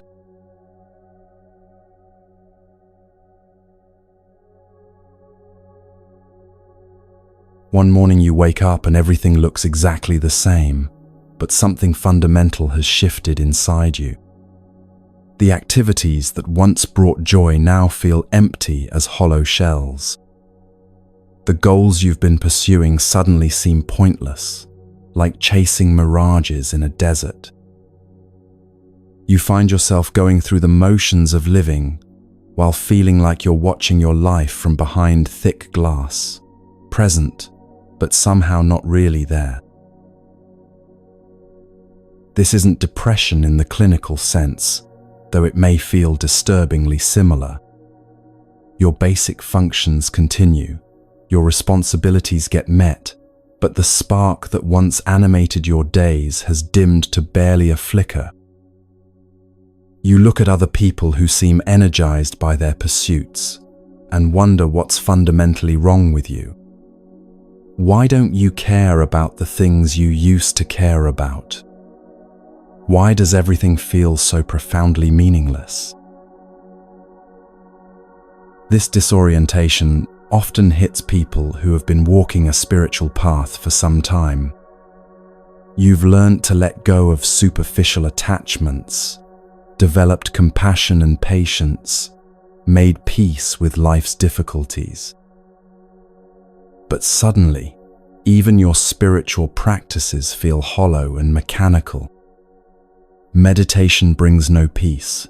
Prayer feels like talking to an empty sky, and the wisdom that once comforted you now sounds like empty platitudes echoing in a vacant cathedral. You begin to wonder if you've lost your way entirely, if all your growth has been an elaborate self-deception.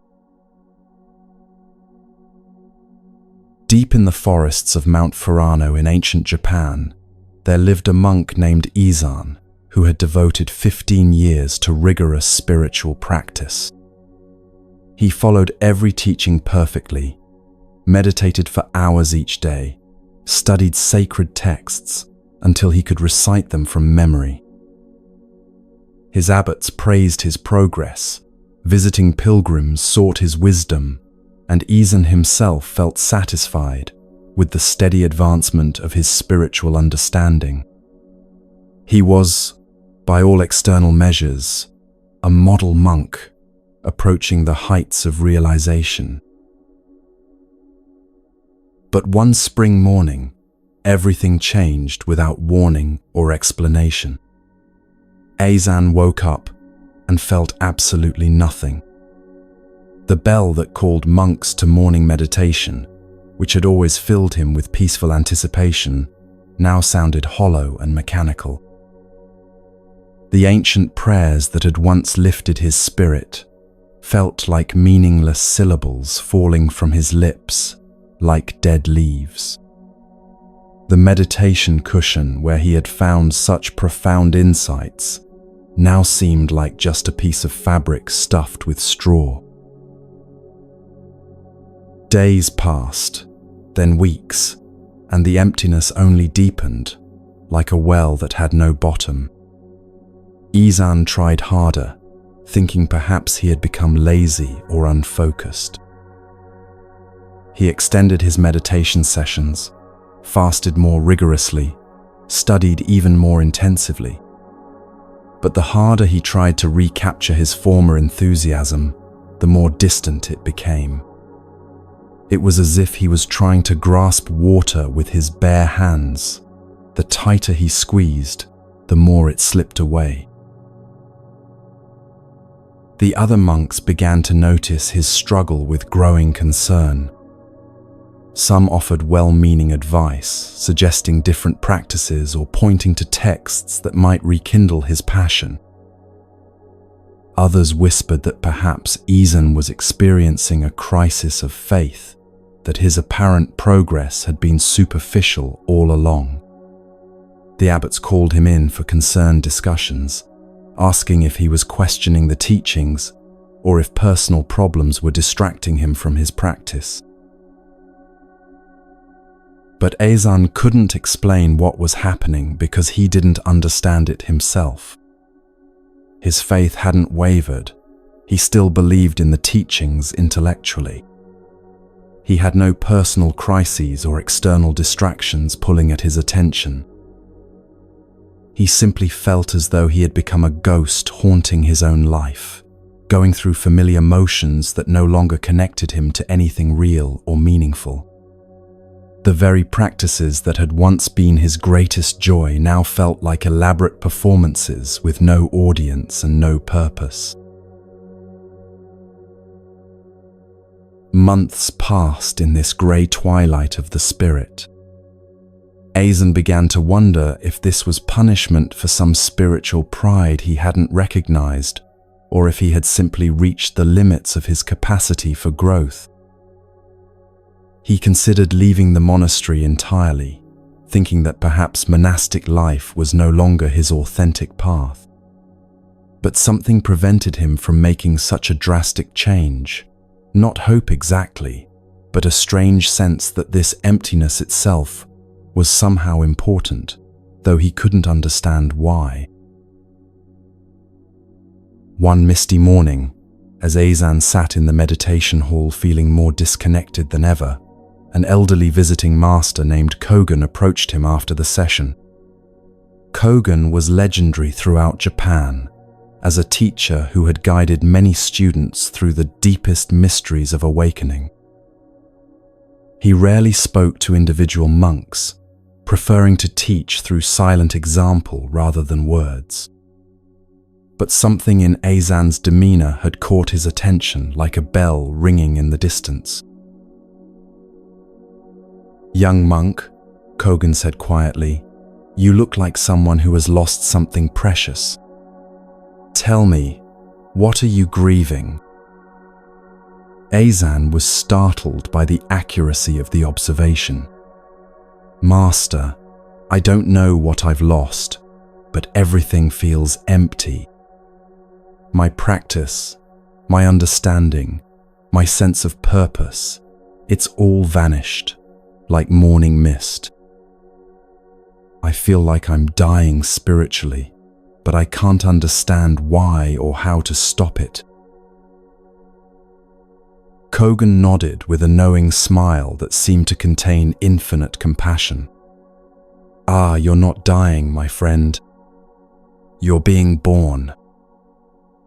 But you're trying to be born while clinging to your old shell, which is why it feels so uncomfortable and confusing." He gestured to a tree outside the window where a cicada shell clung to the bark, empty and transparent. "Do you think that cicada mourned the loss of its larval form when it was ready to emerge as a flying creature?" Aizen looked confused and slightly frustrated. "Master, I don't understand. How can losing my connection to spiritual practice be a sign of progress rather than regression?" Kogan settled beside him with the infinite patience of someone who had guided many souls through this particular passage. "Tell me, what were you seeking when you first began practicing seriously?" "Peace, wisdom, understanding," Ryzen replied immediately, as if reciting from memory. "I wanted to transcend suffering and find lasting happiness through spiritual realization." Kogan nodded thoughtfully. "And did you find these things through your practices over the years?" "Yes, for many years. That's exactly what makes this emptiness so frightening. I had found what I was looking for, and now it's gone completely." "But had you really found it?" Kogan asked gently. "Or had you found beautiful spiritual experiences that you mistook for the real thing?" The question hit Aizen like a bell ringing directly in his chest. He began to realize that much of what he had called spiritual progress had actually been sophisticated spiritual experiences, feelings of peace, insights about truth, states of consciousness that came and went like weather patterns. He had been collecting spiritual achievements like trophies, measuring his progress by the intensity and frequency of these experiences. "You see," Kogan continued with infinite gentleness, "true awakening isn't an experience you can have or lose. It's not a state you can enter or exit like a room. It's the recognition of what you always already are, prior to any experience whatsoever. But as long as you're fascinated by spiritual experiences, you can't see past them to the awareness that makes all experiences possible. Your practices have been like looking at your finger instead of the moon it's pointing toward. Izan felt a strange mixture of relief and vertigo, like standing at the edge of a vast canyon. So this emptiness I'm feeling is the natural result of your readiness to stop being satisfied with spiritual entertainment and discover what you actually are. The old form of seeking has died because you've outgrown it completely. But you haven't yet recognized what remains when all seeking stops. Kogan stood to leave, but turned back with one final instruction that seemed to turn everything upside down. Stop trying to get your spiritual feelings back. Stop trying to make sense of this transition. Just sit in the emptiness without trying to fill it, and see what's there when you're not looking for anything at all. With that, he walked away, leaving Azan alone with the most paradoxical instruction he had ever received. For weeks, Azan experimented with simply being empty, without trying to fix or understand his condition. Instead of meditating to achieve some particular state, he just sat with whatever was present, including the apparent absence of anything meaningful. Instead of studying to gain insight, he let himself not know anything. Instead of trying to feel spiritual, he allowed himself to feel completely ordinary and unremarkable. Gradually, something extraordinary began to emerge from this ordinariness. Izan started to notice that even in his emptiness, something was aware of the emptiness. Even in his meaninglessness, something was present to witness the meaninglessness. This witnessing awareness wasn't an experience that came and went. It was the constant backdrop against which all experiences appeared and disappeared, like clouds in an endless sky. It had no qualities, no spiritual flavor, no impressive characteristics. It was just mysteriously, undeniably present. The recognition, when it came, was so simple that Izan almost missed it entirely. He was sitting in the garden, feeling his usual spiritual emptiness, when he suddenly realized that this aware presence he had been overlooking was what he had been seeking all along. It wasn't hidden behind his experiences. It was the very thing having all experiences. It wasn't something he could achieve through practice. It was what was practicing. It wasn't a reward for spiritual effort.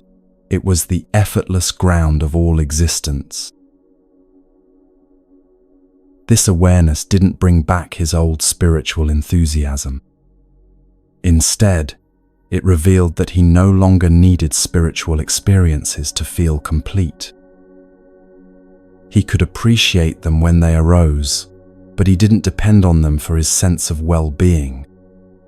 He had discovered something far more reliable than any spiritual state, the unshakable presence that remained constant through every possible experience, including the experience of spiritual emptiness.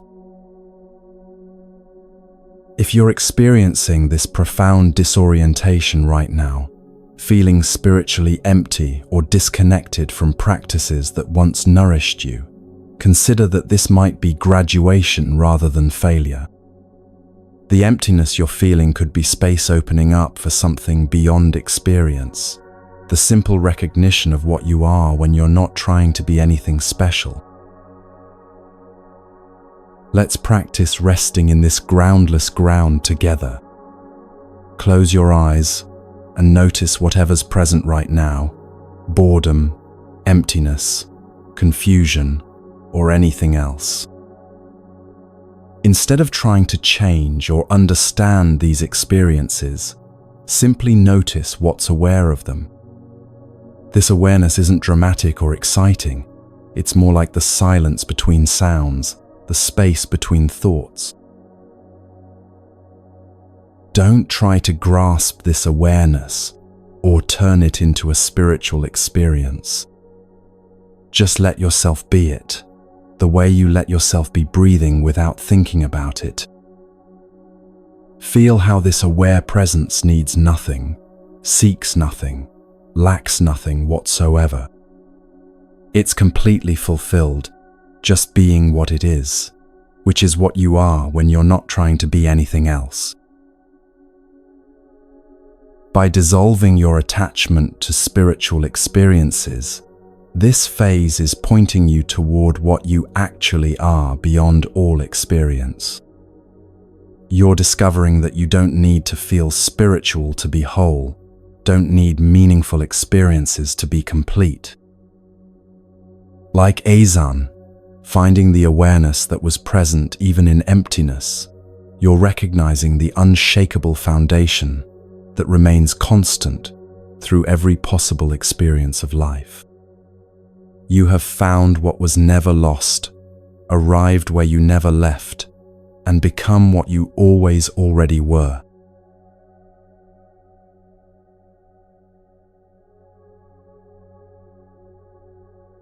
Something haunting happens when you think you've finally learned your lessons. You find yourself in a situation that feels disturbingly familiar, like walking into a room you swore you'd never enter again.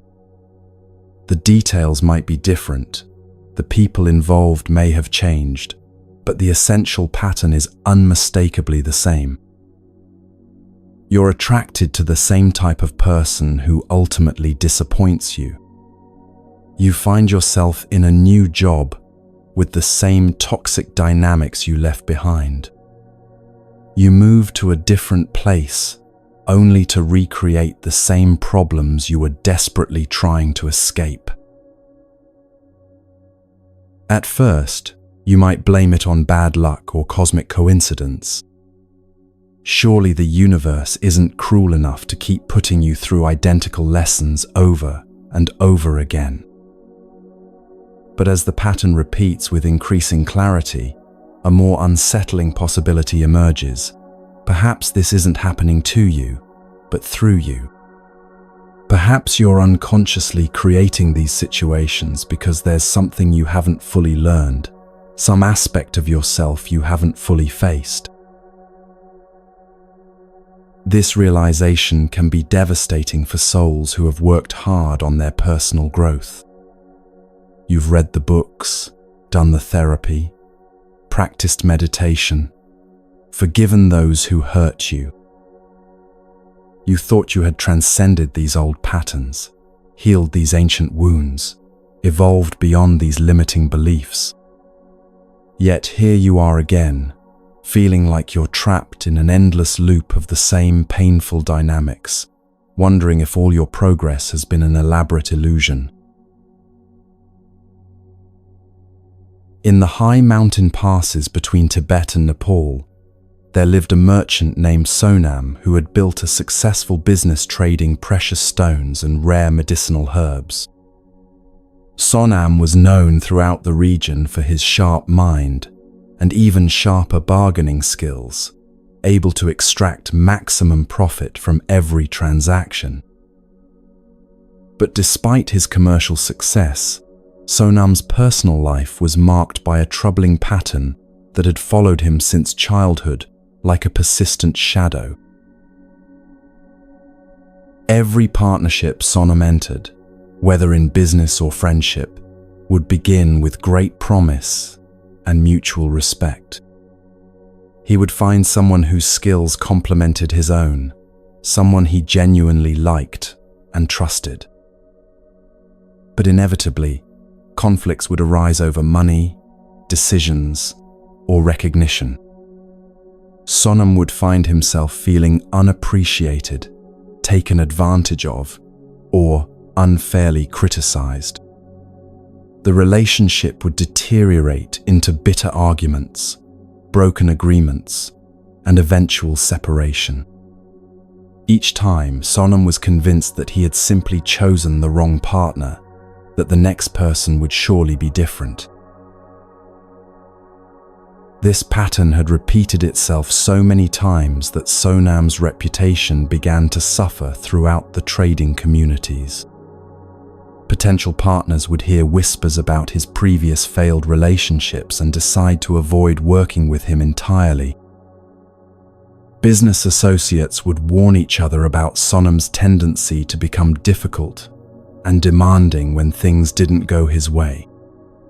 Slowly, the merchant who had once been welcomed in trading posts throughout the mountains found himself increasingly isolated and mistrusted. Frustrated and confused, Sonam decided that the problem must be the region itself. Perhaps the altitude affected people's judgment, or maybe the local culture was incompatible with his business style. He sold his trading post and moved to the lower valleys near the Indian border, convinced that a fresh start in a new place would allow him to escape the pattern of failed partnerships that had plagued him in the mountains. He felt confident that distance from his old reputation would give him the opportunity to apply everything he had learned from his previous mistakes. For several months, Sonam's strategy seemed to work perfectly. He established himself in a bustling market town where no one knew his history. He found a promising partner named Karma, a local trader who seemed honest, capable, and eager to work together. Their initial ventures were successful, their working relationship harmonious, and Sonam congratulated himself on having finally learned how to choose the right people. But gradually, like water seeping through the smallest cracks, familiar tensions began to emerge. Sonam started to feel that Karma wasn't appreciating the full value of his contributions. Small disagreements about business decisions began to feel like personal attacks on his judgment and competence. When customers praised Karma's local knowledge, Sonam heard it as dismissal of his own expertise. The same jealousies, resentments, and power struggles that had destroyed his previous partnerships began to resurface, despite his best intentions to behave differently. Within a year, Sonam found himself in another bitter conflict with another failed partner, surrounded by the same whispers and warnings that had driven him from the mountains. The geographical change had solved absolutely nothing. If anything, the repetition of the pattern in a completely new environment made it impossible to blame external circumstances. Sonam was forced to confront the possibility that he was the common denominator in all these failed relationships. One evening, as Sonam sat alone in his small quarters feeling defeated and confused, an old Tibetan nun named Pema knocked on his door. She had traveled down from a mountain retreat, seeking supplies for her nunnery. As was customary, Sonam offered her tea and a place to rest for the night. During their conversation, Pema's gentle questions drew out the story of his repeated business failures and his growing sense of being trapped in an inescapable pattern. Pema listened without judgment, occasionally nodding with understanding that seemed to come from deep experience. When Sonam finished his tale, she sat quietly for several moments before speaking. "Tell me, merchant, in all these partnerships that have failed, what is the one thing that was present in every single situation?" Sonam thought for a moment and then said with bitter recognition, "Me. I was present in every situation." "Exactly," Pema said gently. "And what did you do each time a partnership began to fail?" I tried harder to make them understand my value, to defend my position, to prove that I was being treated unfairly. Pema nodded knowingly. And did that approach ever actually solve the underlying problem? Sonam shook his head slowly, beginning to see where this was leading. The Buddha taught that we cannot escape the consequences of our actions by changing our location. Pema continued with infinite patience. We carry our patterns with us wherever we go because they live not in our circumstances, but in our consciousness. Moving to a new place gives us a temporary reprieve, but unless we transform the inner conditions that create these patterns, they will inevitably resurface like weeds growing from roots left in the soil. Pema helped Sonam understand that his repeated conflicts weren't caused by bad luck or difficult partners, but by a deep-seated belief that he had to fight for recognition and respect. This belief caused him to interpret neutral situations as threats, to respond defensively to harmless comments, and to create the very conflicts he was trying to avoid. Every time you feel unappreciated, she explained, you unconsciously begin acting in ways that make appreciation less likely. You become defensive, demanding, suspicious, and these behaviors push people away, confirming your original fear that you're not valued. But how do I break this pattern? Sonam asked desperately. I've tried to behave differently, to choose better partners, to learn from my mistakes. Nothing seems to work for more than a few months. Pema smiled with infinite compassion. You've been trying to change the outer behavior while leaving the inner belief unchanged. It's like trying to stop a tree from growing bitter fruit by picking the fruit while leaving the bitter roots intact. The belief that you must fight for respect is the root. Until you heal that root, it will keep producing the same bitter fruit, no matter where you plant the tree. Over the following weeks, Pema taught Sonam a practice that seemed almost too simple to be effective. Whenever he noticed himself feeling unappreciated or defensive, he would pause and ask himself, what if this person actually does value me, but I'm interpreting their behavior through the filter of my old fear? Instead of immediately defending himself or demanding recognition, he would experiment with assuming positive intent and responding from curiosity rather than defensiveness. The transformation wasn't immediate or dramatic. Old patterns have deep roots and don't dissolve overnight like sugar in hot tea.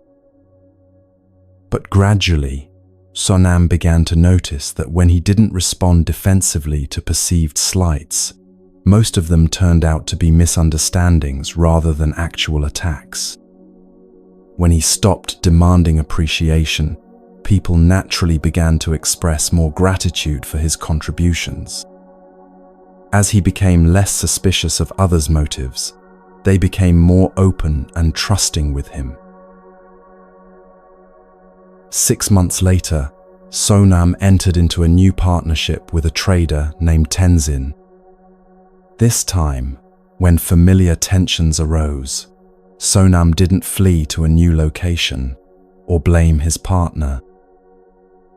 Instead, he recognized the pattern arising and chose to respond differently. When he felt unappreciated, he expressed his needs clearly without attacking Tenzin's character. When disagreements emerged, he listened for understanding rather than just waiting for his turn to defend his position. When success came, he shared credit generously rather than hoarding recognition like a miser hoards gold.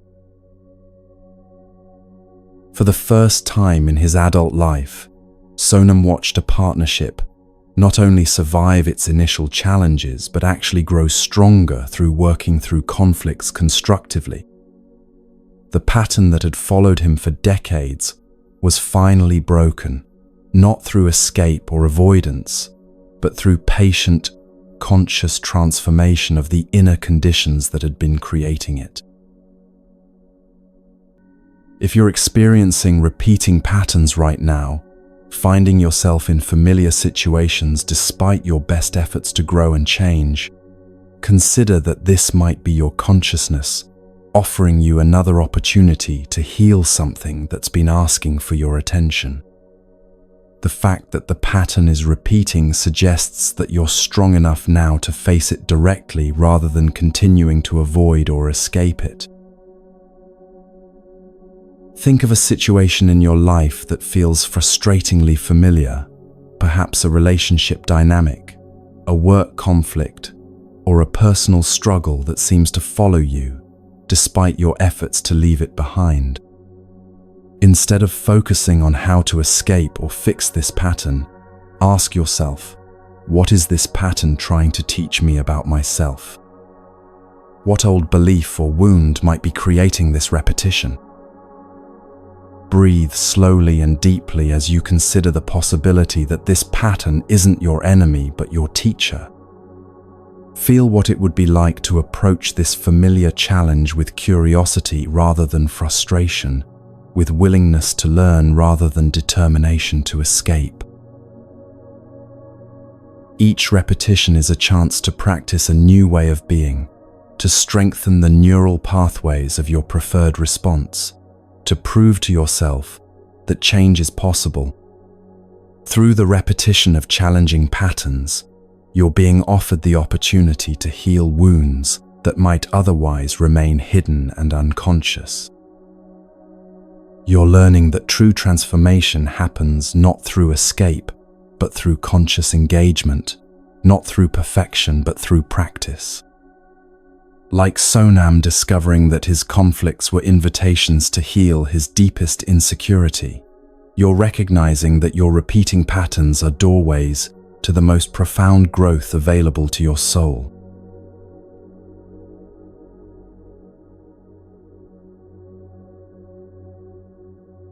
You're standing at the edge of a cliff, and everything inside you wants to step back. But there's nowhere left to retreat. Behind you lies a wasteland of every dream that didn't come true, every person who disappointed you, every hope that turned to ash in your hands. This isn't just another difficult period. This feels like the end of everything you believed about life, love, and the possibility that goodness actually matters.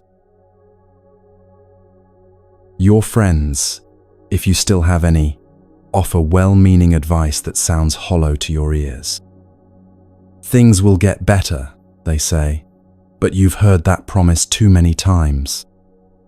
Stay positive, they suggest, but positivity feels like a luxury you can no longer afford. You've tried everything: prayer, meditation, therapy, self-help books, positive thinking, and still, the crushing weight of existence presses down on you like a stone that grows heavier each day. What makes this particular darkness so devastating is that it comes not to those who've given up on goodness, but to those who've given everything to it. You're here because you've loved too deeply, tried too hard, believed too completely in the possibility of a just and compassionate world. The people who protect their hearts, who love conditionally, who help others only when it's convenient, they don't face this test because they never invest enough of themselves to reach this breaking point. In the remote mountains of ancient China, there lived a young woman named Mei Lin whose story illuminates why this final test comes only to the most courageous souls. Mei Lin had been the treasured daughter of a prosperous merchant family, surrounded by love and preparing for marriage to her childhood sweetheart, Jiang Wei. Her life was a tapestry of gentle mornings helping her mother in their herb garden, warm afternoons learning calligraphy from her scholarly father, and sweet evenings planning her future with Jiang Wei. She was known throughout their village for her kindness, always the first to help elderly neighbors, to care for sick children, to offer food to traveling beggars. Her heart was so open that people said flowers bloomed brighter in her presence. Then the plague came. Within 6 months, it took her parents, her fiancé, her younger brother, and most of her extended family.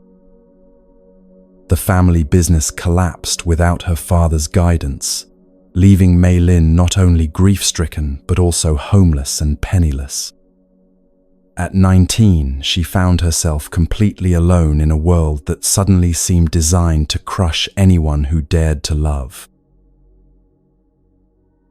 With no relatives willing to take her in and no prospects for survival, Mei Lin walked for days until she reached a remote Buddhist temple nestled high in the mountains. The abbess, Master Lian, welcomed her without question, offering simple robes, a narrow bed, and meals of rice and vegetables. For the first time in months, Mei Lin felt safe enough to truly feel the magnitude of her losses. The grief that poured out of her was so intense that she sometimes forgot to breathe, forgot to eat, forgot that she was supposed to continue existing. But grief wasn't Mei Lin's only challenge. As months passed, a deeper and more insidious poison began to spread through her spirit, the toxic question of whether caring had been her fundamental mistake. If she had loved her family less deeply, their deaths wouldn't have shattered her so completely. If she had protected her heart instead of opening it to everyone she met, she wouldn't be drowning in this ocean of pain.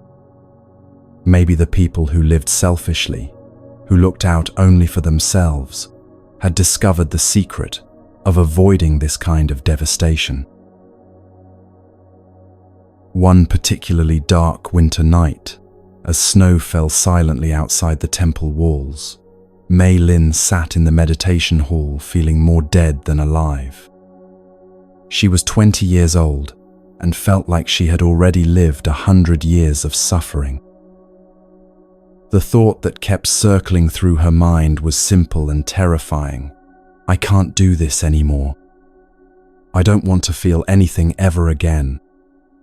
If this is what love leads to, I choose numbness. Master Lian found her there at dawn, curled up like a broken bird on the meditation cushion. Without a word, the elderly abbess sat beside her and began to speak in a voice so gentle it was barely above a whisper. "Child, you look like someone who has reached the end of everything she thought she was. Tell me, what do you see when you look ahead?" "Nothing," Mei Lin replied, her voice hollow as an empty well.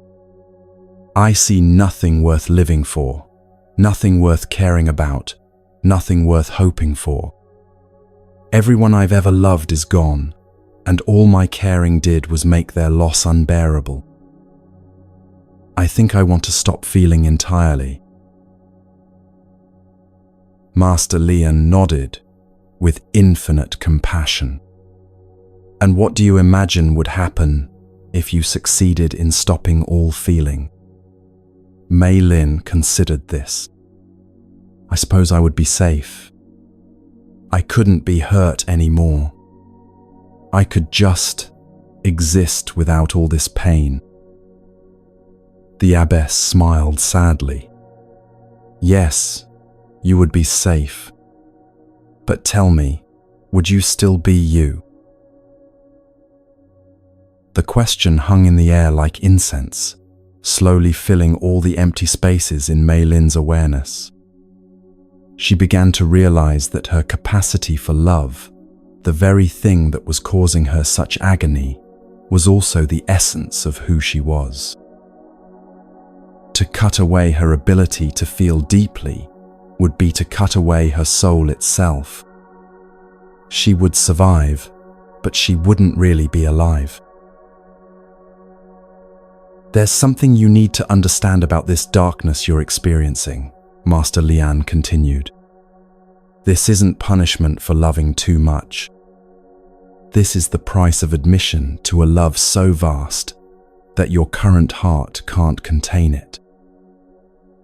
The person you were, the one who loved beautifully but dependently, who cared deeply but needily, she has to die so that someone capable of infinite love can be born. Mei Lin looked at the abbess with confusion. I don't understand. How can there be a love greater than what I felt for my family? Master Lian pointed to a lotus blossom that somehow managed to bloom in a small pond despite the winter cold. That lotus loves the water, the mud, the sun, and the air equally. It doesn't demand that the water never evaporate or that the sun never set. It loves completely without attachment to permanence. This is the love you're being prepared for, love that doesn't depend on specific outcomes to sustain itself.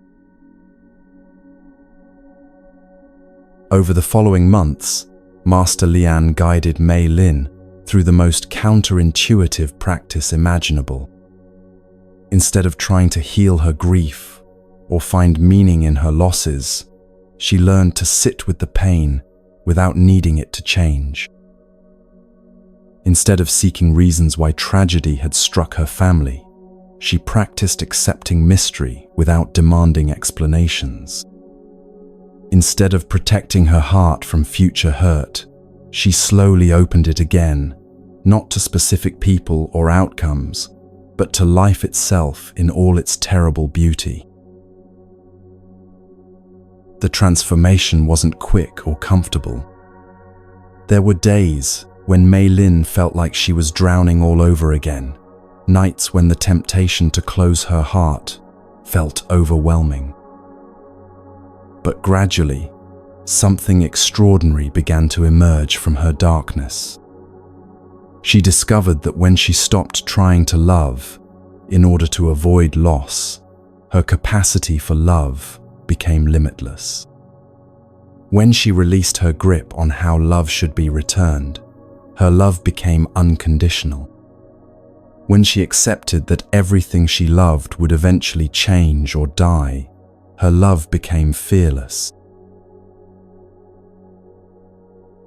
2 years after arriving at the temple as a broken refugee, Mei Lin had become someone unrecognizable to her former self. She was still capable of deep feeling, but she no longer needed her feelings to conform to her preferences. She could love fully without clinging desperately. She could care completely without controlling compulsively. She had discovered what the Buddha called loving kindness, love that flows like sunlight, touching everything equally without demanding anything in return. When Master Lian eventually asked Mei Lin to leave the temple and return to the world, she felt ready for the first time since her losses. But she wasn't returning as the same person who had fled there in desperation. She was returning as someone who had learned to love the way mountains love the sky, completely, constantly, without fear of storms or changes in weather. The darkness that had nearly destroyed her had actually prepared her for a kind of light that can never be extinguished. This story reveals why the 9th test is actually the greatest gift that life can offer to a pure-hearted soul. When everything you thought you needed for happiness has been stripped away, you discover something shocking. You're still here, still aware, still capable of love. The you that remains when everything else is gone is more resilient, more vast, and more magnificent than anything you lost.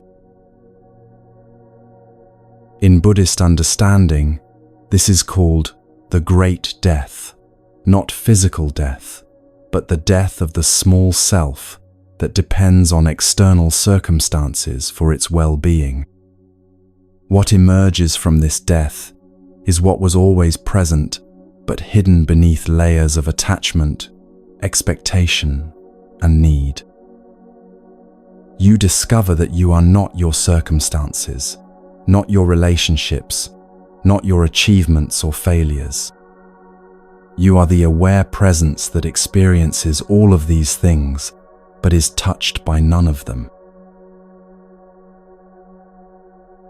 If you're experiencing this test right now, if you feel like you've reached the absolute end of your rope, consider that this might be exactly where you need to be.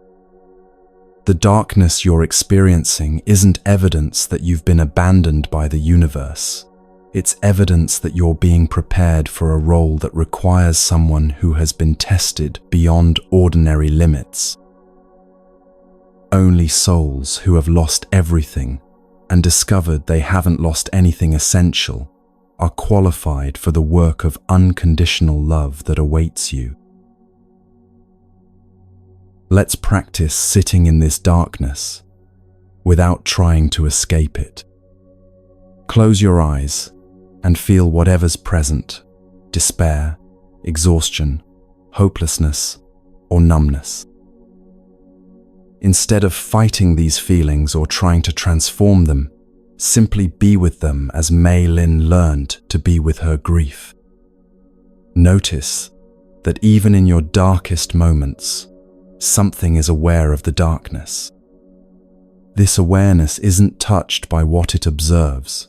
It remains clear, present, and somehow mysteriously okay, even when everything else feels terrible.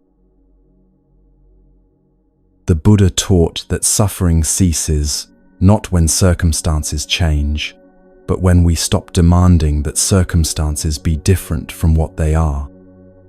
Feel what it would be like to stop fighting your current experience and simply let it be exactly what it is. This isn't giving up. It's the deepest form of courage, the willingness to be present with reality without needing to fix, change, or escape it. The 9th test is revealing its ultimate gift now. You're not being broken by this darkness. You're being broken open to discover the indestructible light that you actually are. Like Mei Lin, emerging from her cocoon of grief as someone capable of fearless love, you're discovering that your greatest losses have been preparing you for your greatest gifts. You are becoming someone who can love without attachment, care without control, hope without demand. You are becoming a beacon for other souls who are walking through their own dark nights, proving by your very existence that dawn always comes to those who wait with patience and trust. The tests are complete now. You have endured everything that could be endured and discovered that you are unbreakable. What remains is not the person who began this journey, but someone infinitely more beautiful, wise, and free.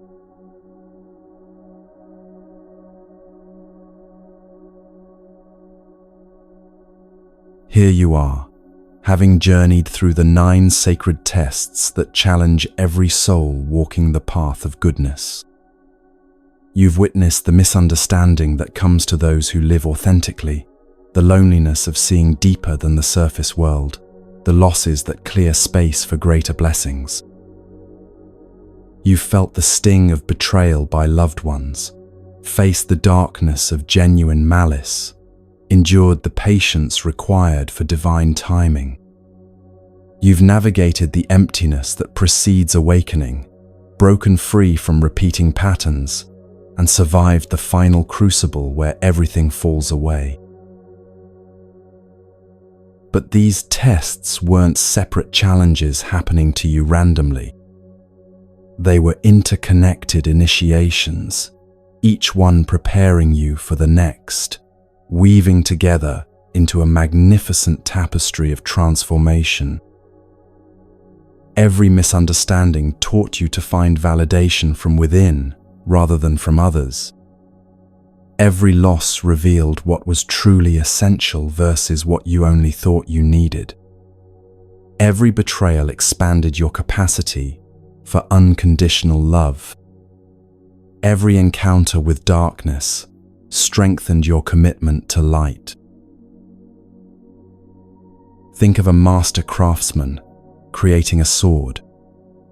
The metal must be heated in fire, hammered against anvils, folded and refolded countless times, plunged into ice-cold water, then polished until it gleams.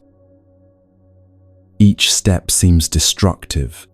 The fire burns, the hammer strikes, the cold shocks, the polishing wears away layers. But without these apparent attacks, the metal could never become a blade strong enough to cut through illusion, sharp enough to serve truth, beautiful enough to inspire others. This is what has been happening to your soul through these 9 tests. You haven't been punished for your goodness, you've been refined because of it. Every challenge was precisely calibrated to develop specific qualities that only pure-hearted souls are capable of embodying. The universe doesn't waste such careful cultivation on everyone. These tests come only to those who have the potential to become beacons of hope in a world that desperately needs light. Consider how each test has transformed you in ways that ordinary success never could. Being misunderstood taught you that your worth doesn't depend on others' recognition, a freedom that most people never discover. Feeling isolated in your values showed you how to find connection with the eternal rather than just the temporal. Losing what you thought you needed revealed what you actually are, beyond all possessions and circumstances. Betrayal by loved ones initiated you into a love so pure that it doesn't require reciprocation to sustain itself. Facing genuine malice developed your ability to remain good even when goodness seems to be losing. Delayed success taught you patience and trust in timing that transcends human impatience. Spiritual emptiness pointed you toward what you are beyond all experiences. Repeating patterns gave you opportunities to consciously transform your deepest wounds. The final darkness prepared you to be a light that can never be extinguished. Look at who you've become through these crucibles. You're no longer dependent on external validation because you've found unshakable worth within yourself. You're no longer afraid of being alone because you've discovered your connection to all existence. You're no longer devastated by loss because you know that what you truly are can never be taken away. You're no longer crushed by others' betrayal because your love has become unconditional. You're no longer defeated by malice because your goodness has become diamond strong. You're no longer impatient with timing because you trust the perfect unfolding of your destiny. Most importantly, you've learned the deepest secret of spiritual evolution, that suffering isn't the opposite of blessing, it's the cocoon in which blessings are formed. Every tear you've shed was watering the garden of your soul. Every moment you wanted to give up but didn't was strengthening your spiritual muscles. Every time you chose love over resentment, patience over anger, forgiveness over revenge, you are becoming someone capable of holding and radiating the very qualities this world needs most. The Buddha taught that there are 3 types of people in the world: those who are like letters written in stone, unchanged by any experience; those who are like letters written in sand, easily influenced but quick to forget; and those who are like letters written in water, absorbing every lesson while remaining fluid and open to continuous growth. Through these 9 tests, you've become like water, strong enough to wear away stone over time, gentle enough to nourish everything you touch, clear enough to reflect truth, deep enough to hold mystery. But your transformation isn't complete with the ending of these tests. It's just beginning. You've been prepared for a sacred responsibility that extends far beyond your personal healing. Every soul who has walked this path of refinement becomes a lighthouse for others still navigating stormy seas.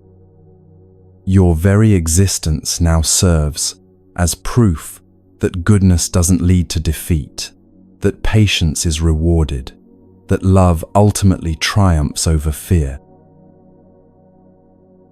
People will be drawn to you without understanding why.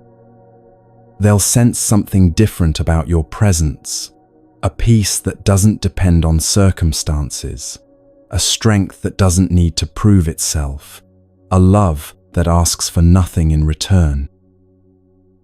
Some will be ready to hear your story and begin their own journey of conscious transformation.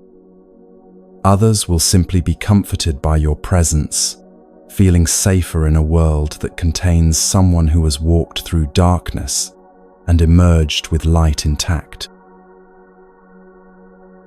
This is why the tests were so thorough, so challenging, so seemingly endless. The universe needed to be absolutely certain that your light was unshakable before entrusting you with the responsibility of guiding others. Anyone can be kind when life is easy, patient when things go their way, loving when love is returned. But it takes someone who has been tested beyond ordinary limits to remain compassionate in the face of cruelty, peaceful amidst chaos, hopeful in apparent hopelessness. Your daily life now becomes a form of ministry, whether you recognize it or not. The way you respond to small frustrations teaches others about patience.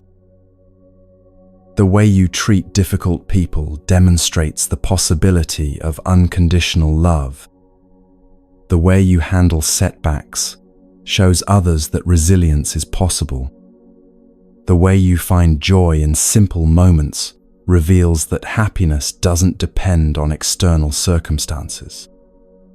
You've become a living demonstration of truths that most people have only heard about in books or sermons.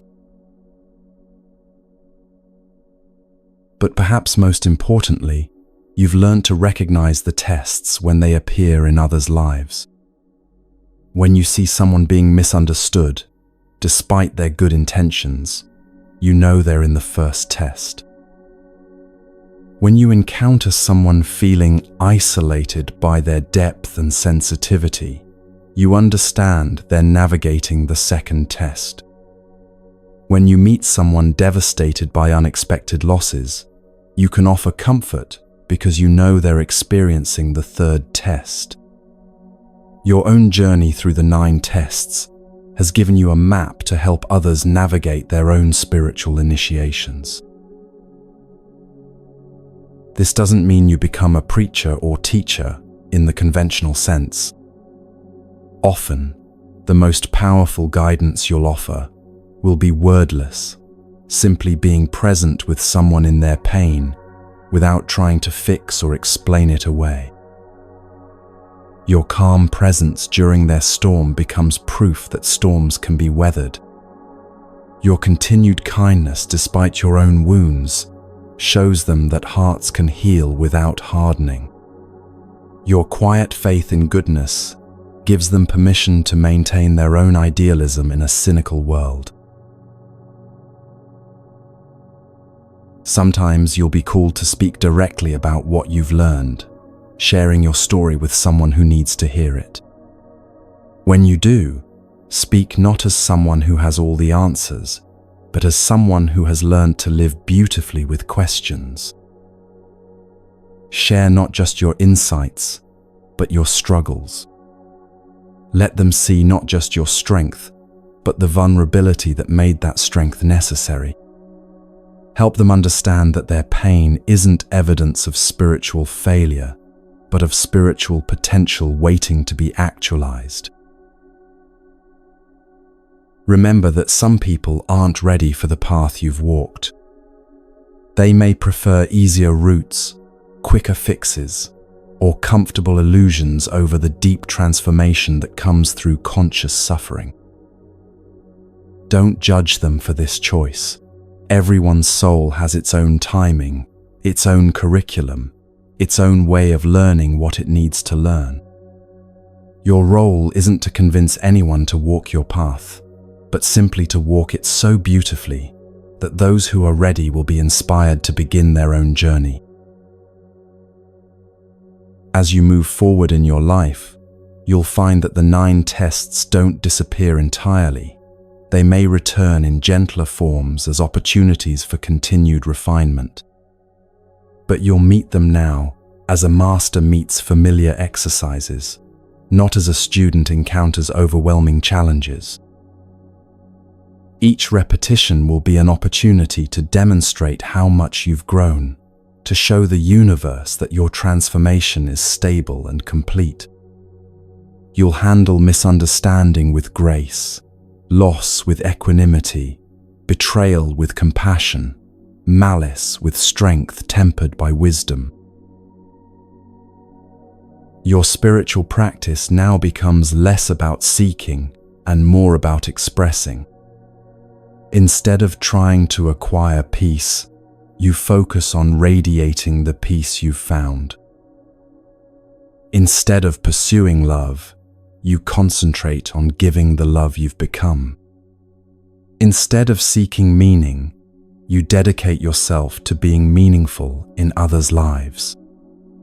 This shift from acquisition to expression marks the transition from student to teacher, from seeker to finder, from someone being shaped by life to someone helping to shape life for others.